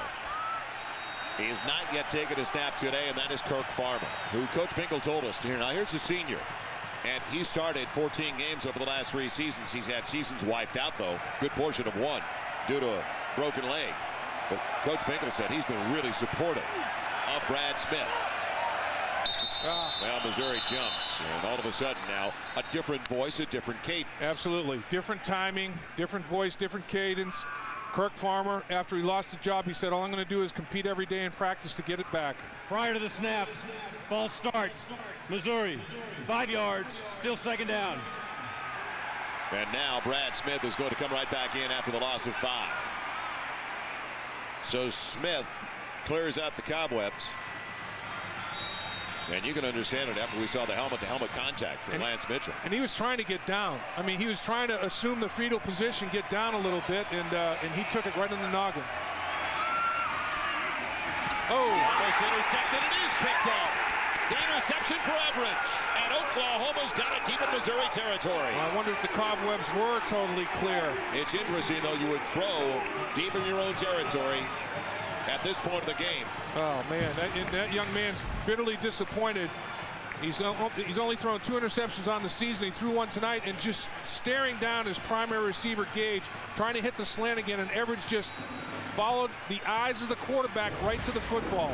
And you got to believe, Gary if you're going Pinkel to throw the slant as many times as they have tonight, you better mix things up. Gary Pinkel was right over there to his young quarterback, Brad Smith, saying, we're with you. Don't worry about it. You're the reason we have the lead right now. Don't worry. We'll come back. Griffin and Works. They give over to the near side. Not much there for Works, but he lunges for an extra yard to the 14. Well, that was something, because Pinkel knows he needs Brad Smith in a big way when they get the football back. And turnovers have been a big story in both these teams' successes early this season. Missouri came in +10. Now they're +8, -2 tonight. Oklahoma came in +8. They're +10 now, +2 on the night. So turnovers have been huge for both teams. Antoine Bynum shaken up on the play, so he leaves the field. He's their best edge pass rusher, Joel. That's a big blow to lose him. Ronaldo Works. Kewan Jones comprising the backfield for Oklahoma. And right now, a chip shot of a field goal for the most part for DeCarlo. If they can't pick up the first down. A 2-back set. That's real rare. Hibble on 2nd and 8. Into the end zone he goes. It just wide of Antoine Savage. R.J. Jones trying to keep up with him. It was available, though. Our Home Depot trivia question we asked earlier, which current Oklahoma coach is the runner-up to Bo Jackson for the '85 Heisman Trophy. How about their offensive coordinator, former Iowa quarterback Chuck Long? Yeah, he did. Here he is right here on the very end. Chuck Long. He had a great career for Hayden Fry at the University of Iowa. They've only lost one game, 5-1, one loss to Iowa State, their big rival. Well, a timeout has been called by Oklahoma. Find out what they do. Trailing by a point when we come back on 3rd and 8.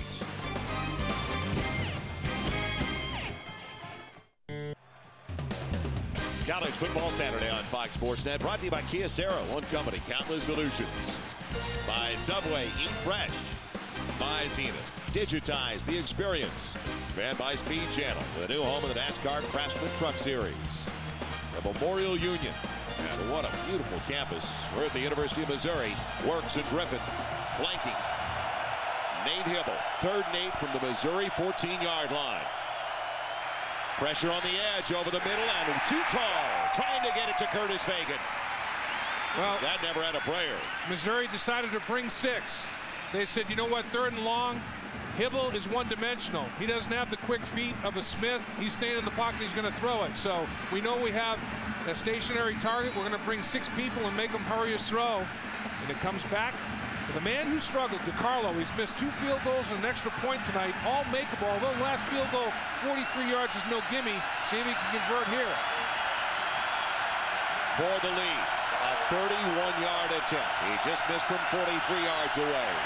And now the fake into the end zone. Touchdown, Oklahoma. They went to the tight end. Chris Chester on the score. So Bob Stoops, the gambler, comes through. Do you know how much courage it takes to do that? I mean, that is phenomenal. And Bob Stoops is going for 2. Doesn't have a choice, leading by 5.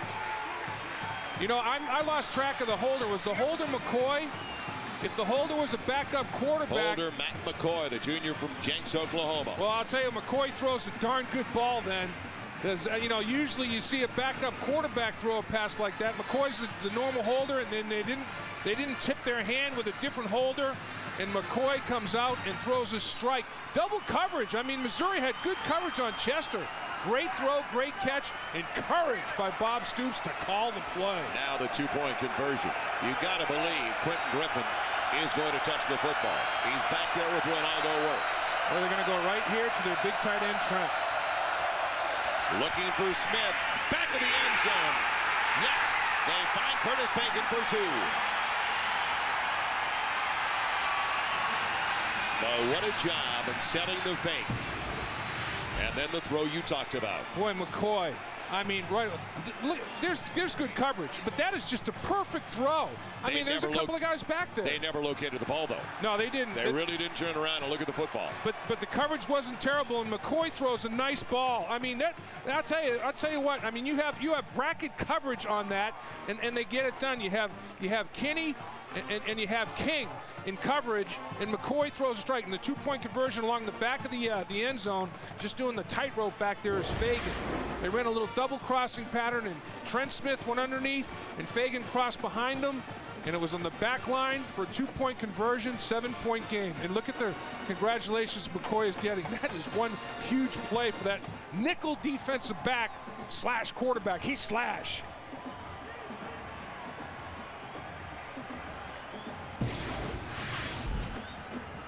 Now, was he in bounds when he caught it?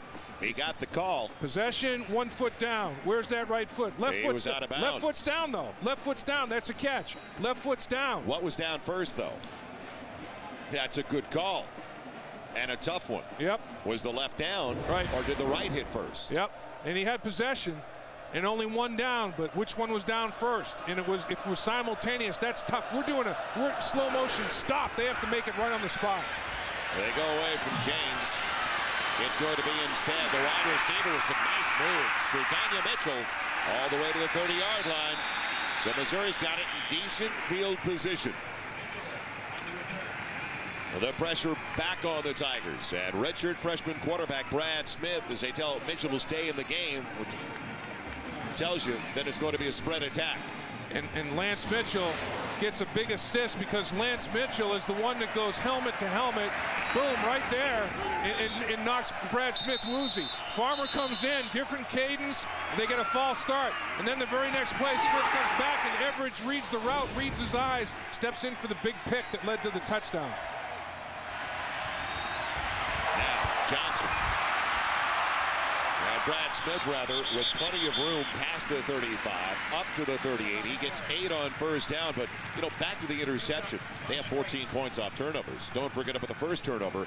That turned into a 20-yard field goal, so it's 10 off turnovers right now. 10 off turnovers, which negates 7 points missed by your kicker. 2 field goals and an extra point. How do you think DeCarlo felt after they went for the fake? Oh.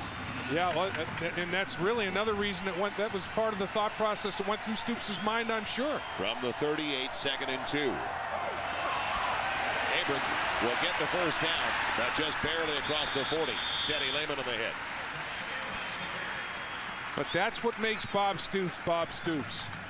I mean, he's got guts. He has guts, and that's Mike Stoops' brother, the defensive coordinator.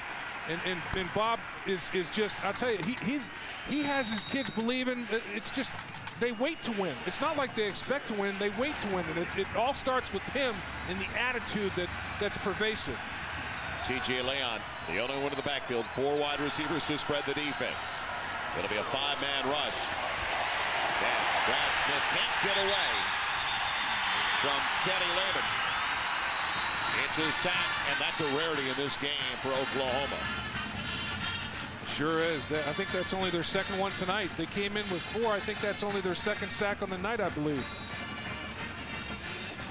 So now second, and about 14 coming up for Missouri.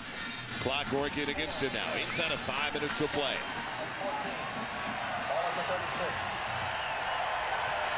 Again, 3 wide receivers this time.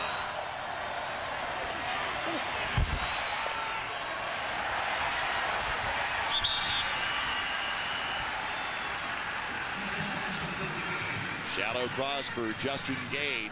Doesn't do much, though. They read it perfectly. Back to the 40-yard line. Lehman on his back, and now the biggest third down of the day for Brad Smith and Missouri. And Mike Stoops and the defensive staff and players are glad that it's 3rd and 11, because 3rd and medium, 3rd and short, it's no challenge for Brad Smith.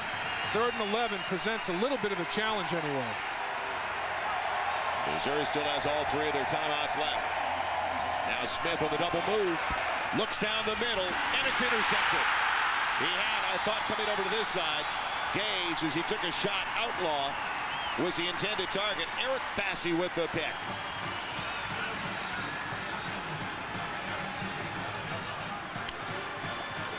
So Oklahoma coming up with the big plays, 3 takeaways, and none so far for Missouri. Bassey is the replacement of Roy Williams at the safety position, and Bassey just has great coverage. He looks like the primary receiver.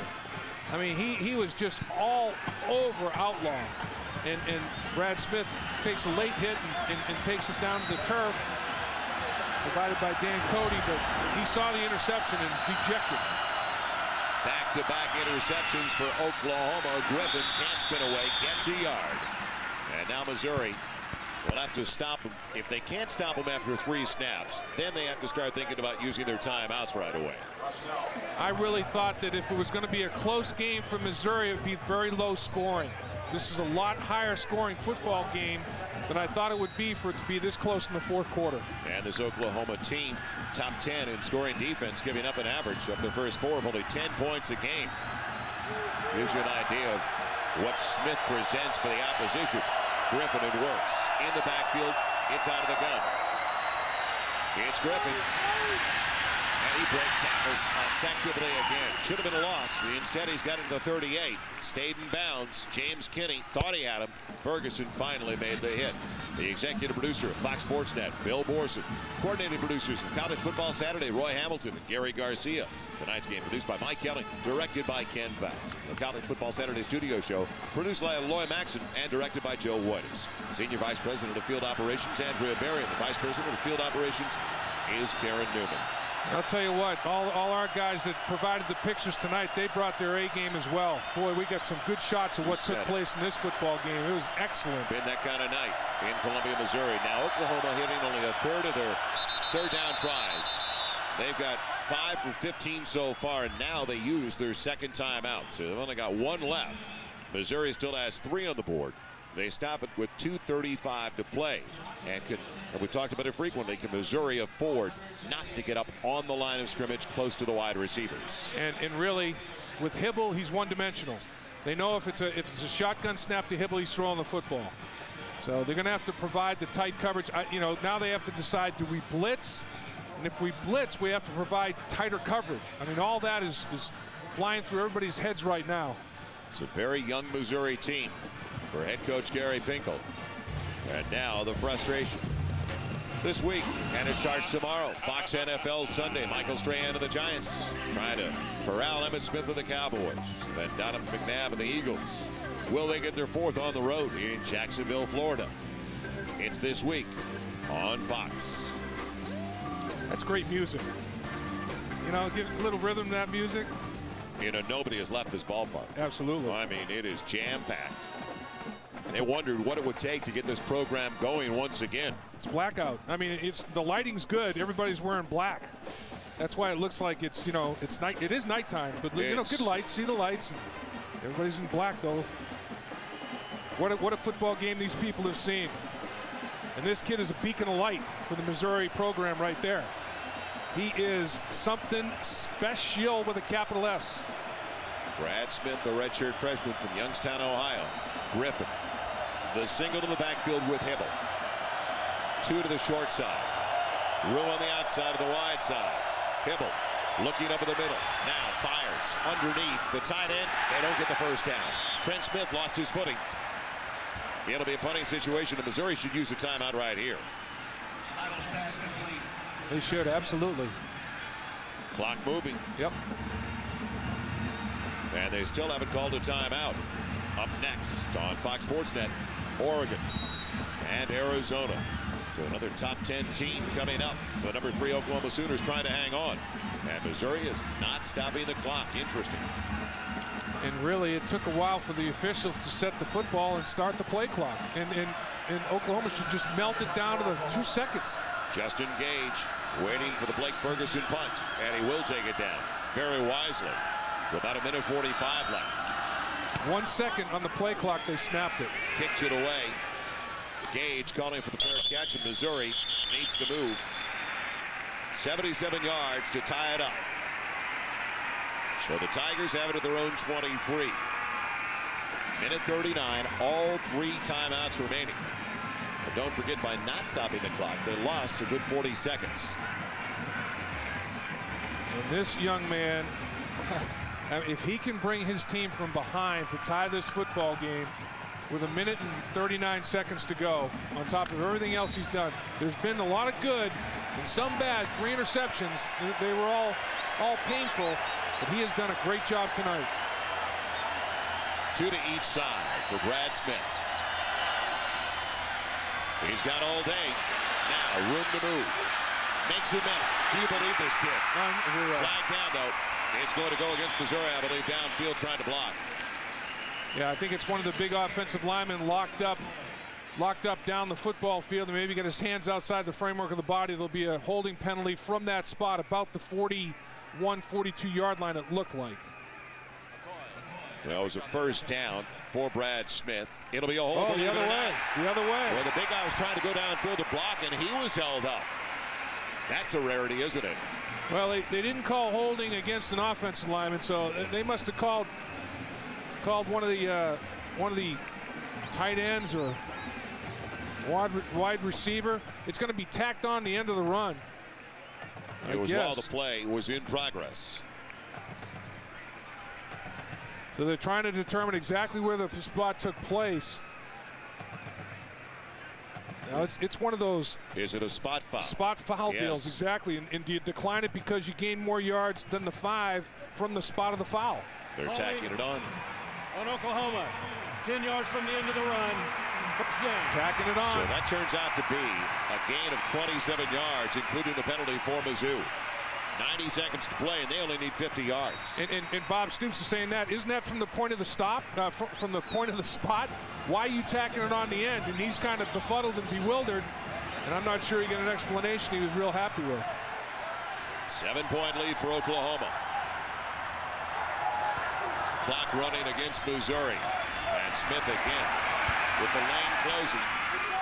He's got about 7 on that carry, and they need to call a timeout. They finally do.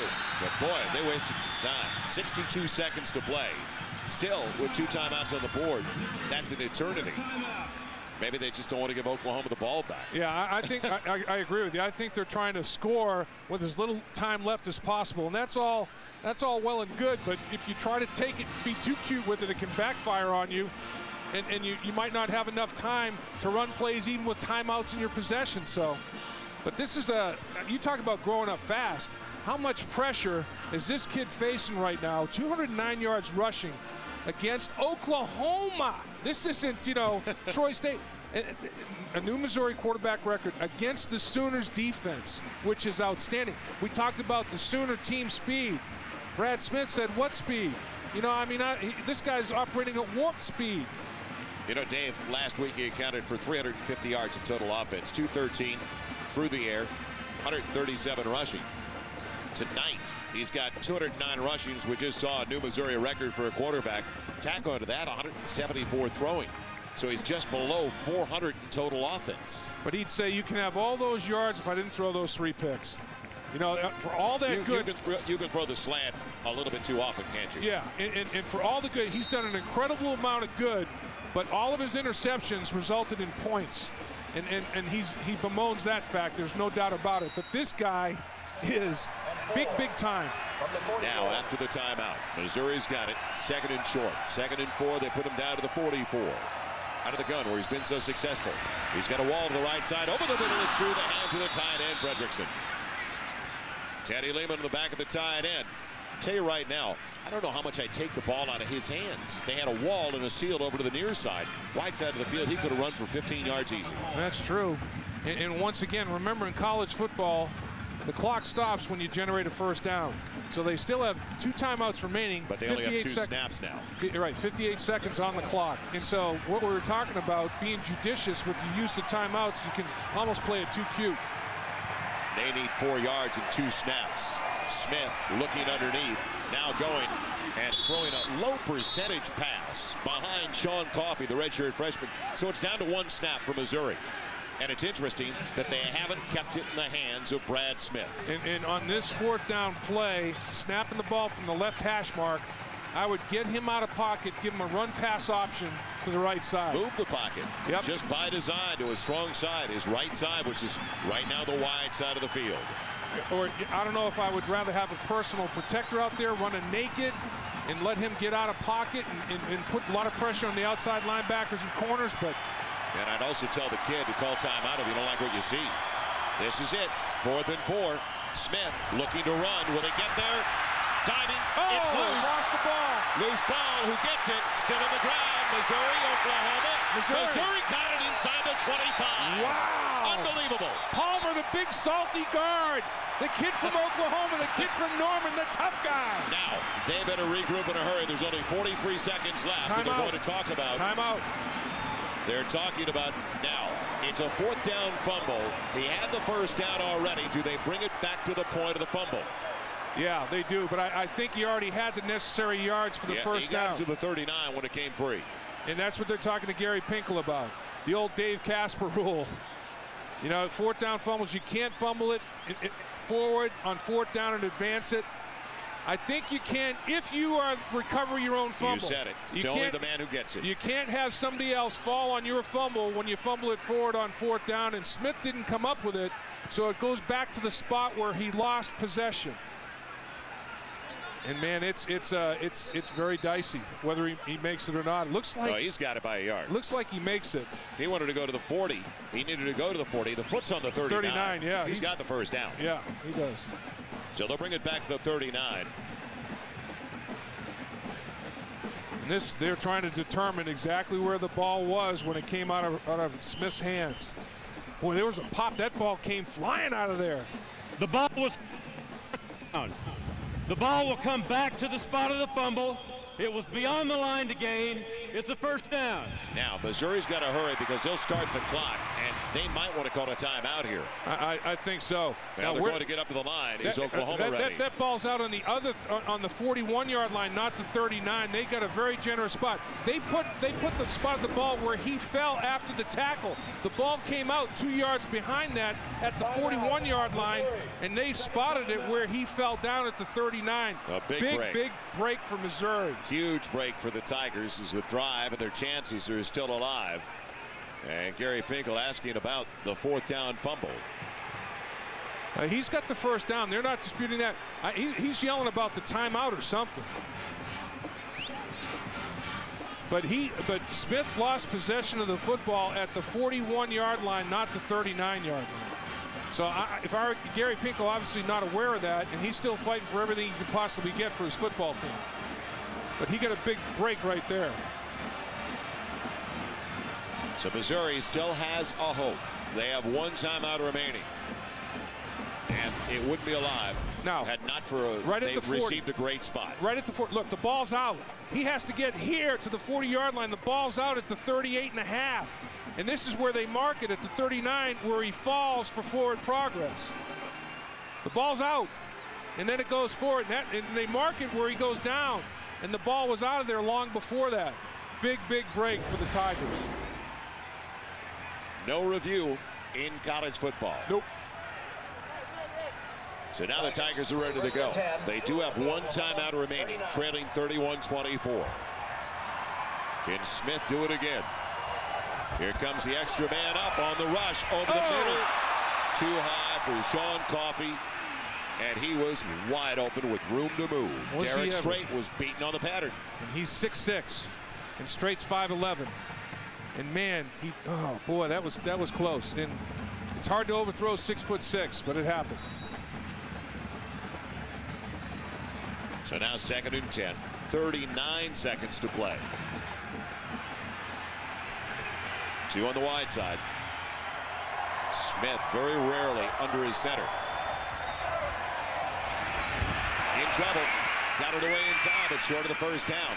They might want to use their final timeout. It'll be 3rd and about 6 from the 35. Zach Abram. And they will use their final timeout. So 27 seconds left. Options running out for Pinkel. Well, you got to start thinking about the hook and lateral and all those kind of plays. Gary Pinkel's looking at his play sheet right now and thinking 27 seconds to go. It's 3rd down. I have 2 plays left, basically to move the chains and stop the clock quickly. Then I can spike the ball to stop the clock without burning up downs. He's got to get a first down, then he can go up and spike the football and stop the clock, because it'll be a 1st and 10 and save time that way. He has no more timeouts, but when they move the chains in college football, it stops temporarily, restart it, spike it, only lose a second. You've got to make your best call to generate a first down and keep the hope alive. And if you need to, after you get the first down, you've got a 6'4", 6'5" wide receiver, Justin Gage.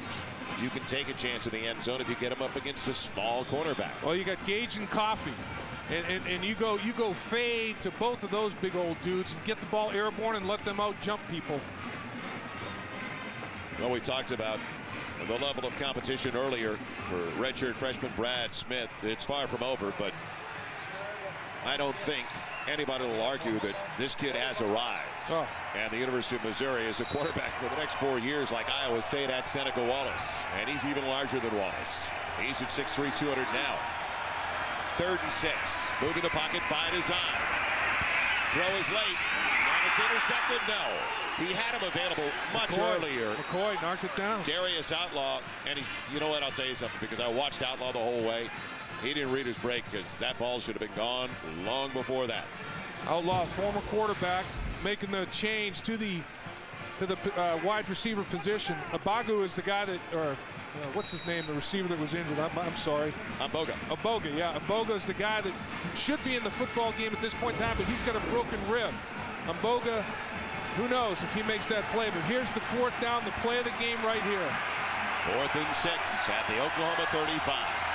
Outlaw becomes trips over to the far side, the wide side.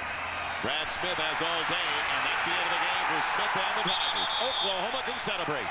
He couldn't pull the trigger. And you go back to a courageous call by Bob Stoops on 4th down. Instead of kicking the field goal, he says, McCoy, I'm running the fake, and you're going to throw it to our big tight end, and you're going to throw a good ball to Chris Chester, and he beat double coverage for the winning points. Amazing football game. And, you know, Bob Stoops, I'll tell you, he lives to celebrate another day, as do his Oklahoma Sooners, and just a whale of a game. So one snap, a knee taken, and it's all over. And Oklahoma escapes a quarterback they've got to deal with for 3 more years. So that'll do it. The number 3 team in the nation, the Oklahoma Sooners, prevailed by 7. And as Dave Latin just said, it's because of the guts of Bob Stoops that he had that much to go for it and gamble like he did on the fake field goal. University of Missouri Department of Athletics.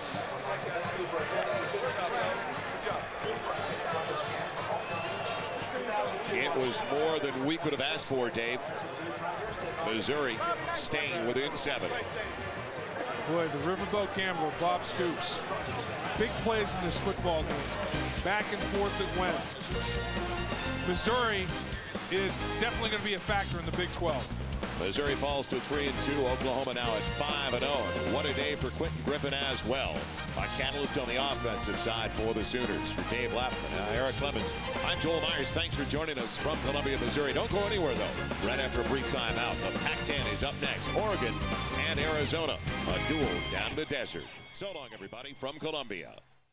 They've been talking about it, Matt, in those 2 states, I think, since October. I do disagree with Mark, though. I don't think Texas was average on defense. They played a very good defensive game until that 99-yard drive when Oklahoma State almost tied the game. Now, that's a major concern, but I think they were pretty good on defense throughout most of the day. Now to the Oklahoma situation at Missouri. That is alarming to have Brad Smith, the quarterback, gain almost 400 yards total offense on the vaunted Sooner defense. But you know what? Since Bobby Stoops has been the head football coach at Oklahoma, they find ways to win big ball games. They've done it over and over and over again. That's not a coincidence.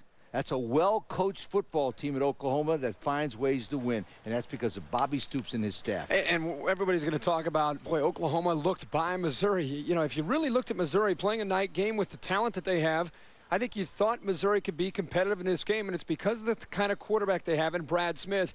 With the Oklahoma defense, the zone blitz schemes that they like to run, the pressure that they like to put on their opponents, you need a quarterback back there who can make things happen when the offense breaks down. And Brad Smith tonight single-handedly kept that Missouri offense moving the chains and kept the Tigers in that game. And there was a decision made by Bob Stoops in this game that was one of the wackiest coaching decisions. I mean, you talk about cojones. No coach in America passes up a 31-yard field goal with 6 minutes to play when your team is behind by 1 to throw a fake field goal for a touchdown. That is an absolutely stunning decision. It ended up working out. They made a great play, even though the fake was covered. They made a great play. Georgia here today, I'm sorry, that was stunning if you didn't see it.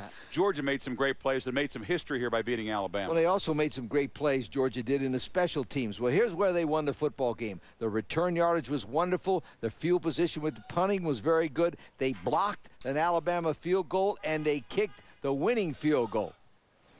Period. Special teams won it for Georgia. Yeah, you're right. And it's one of, you look around the country and you try to find teams who had their backs against the wall and had to win on the road. Georgia was able to do it against Alabama. And in the Big Ten, Penn State, they came back. They came close a week ago against Iowa. A lot of us speculated and thought they'd struggle emotionally coming into this game. But give Joe Paterno, his staff, and his players a lot of credit. They went into Camp Randall, hostile environment, played well. Of course, Zach Mills and company putting up points.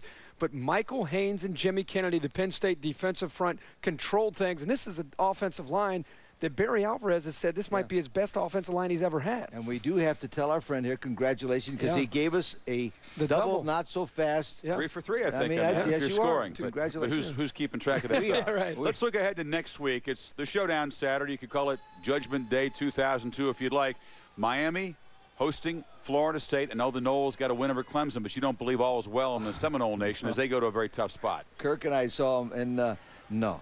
They have got a lot of problems. In particular, they're very, very average, and that's being kind on pass defense. Now, if Dorsey's arm doesn't fall off, he can throw the ball all day long against Florida State and keep moving it and moving it and moving. I'm telling you, they got a definite problem on pass defense. But you know the one thing about the Miami Hurricanes, people talk about Ken Dorsey throwing the ball, but their identity is Willis McGahee in being physical and running the ball. Florida State's going to have to be able to defend that power running and then worry about where they're really vulnerable, which is the secondary. So it's going to be a balanced attack.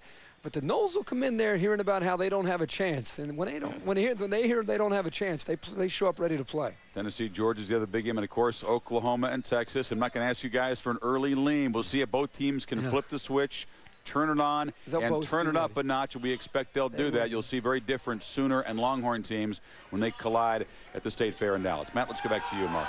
All right, quotes by Gary Pinkel. And Oklahoma said it would be fired up, and they were. Quentin Griffin, 53 yards. The Sooners were cruising, putting a whooping on Missouri, 23-7. But comes a fabulous freshman quarterback, Brad Smith, a just engaged and very underrated receiver. Also played some basketball for the Tigers, 24 yards, 23-14. They're back in it. Not only can Smith throw it, Smith can run it. This guy's a fifth-year senior, right? I mean, he's been around. Oh, yeah, he's been around. Redshirt freshman. How about the freshman? Look at the moves here. I mean, just steps up in the pocket, the speed. Oklahoma's got a lot of speed on defense. Down the sideline, huge play for Missouri. And Missouri trying to get right back in this thing, and look at Smith. Watch Smith. You know, Oklahoma said, we've seen mobile quarterbacks. You ain't seen Brad Smith. I haven't seen Brad Smith. Rushed for 215 yards, couple of touchdowns. They had a 24-23 lead. Oklahoma field goal, fake. Matt McCoy. Chris Chester, touchdown. McCoy's a free safety. Good throw by the free safety. Dropped it in there beautifully. Oklahoma would go for 2 and get it. To make that call. That's what Bill Raftery would call it. Smith drops back. Last chance they had to send it to overtime, and the Oklahoma defense rises up. Didn't get rid of it, but what a performance by Brad Smith. He had 391 yards total offense, but Oklahoma, sort of like a basketball mentality, survive, advance, and they do. They advance to the game against Texas coming up next week in the Cotton Bowl, 31-24 is the final in that one. In the Big Ten, Camp Randall Stadium. On track today. Oklahoma beating Missouri in Columbia 31-24. They scored the winning touchdown on a fake field goal. And, you know, all week so much talk about the quotes that were attributed to Gary Pinkel questioning the Oklahoma defense. He didn't make those quotes, but one quote that was legitimate, Tommy Harris said the Oklahoma defense not terribly concerned with Brad Smith. They had seen quarterbacks like him No, you haven't, because there aren't many quarterbacks like Brad Smith. Yeah, I'd like to ask him now. You know, I was all set to come out and say, look, Oklahoma's defense is not very good, and Texas offensively is going to run right over that defense. They're going to throw in that defense. And it just dawned on me, sometimes in college football, individuals step up and just make unbelievable performances. And I really think that's what happened with Brad Smith. I mean, Oklahoma, at some point, it just seemed they were a little tentative in coming up to make the tackles because the guy's so elusive. He makes such great plays. Brad Smith just made plays. Don't focus on bad Oklahoma. Brad Smith, who was just fantastic. Yeah, nearly 400 yards of total offense. Yeah, but when you look at this team and you look at Texas, both of these teams are definitely looking ahead to next week's game. It is a huge game for both of these teams. Both teams did not play well, and I look at both teams. I think Oklahoma was a little more impressive to me between Oklahoma and Texas. I think Texas went into this game looking ahead to next week because they want to pay back against Oklahoma, obviously, from last year. But the key to this team, the #2 ranked team in the country, the best defense, or supposedly the second best team in the country defensively, did not show up to play this game. I was not impressed by this team. Oklahoma State had only defeated Northern Iowa, SMU. This is a team that should have scored 55 points on this, and Chris Sims, to me, was not sharp. He threw the ball a lot of times, but when he got pressured in the pocket, he did what he did last year. He targeted his receiver, and he stutter-stepped in the pocket. That's a concern for me in next week's game. The Pokes offense had put up some good numbers, but the defense hadn't been good, and they did slow down the Texas offense, no question about that. Let's shift to the Red River Shootout in Texas. It'll be a 2 versus 3 game.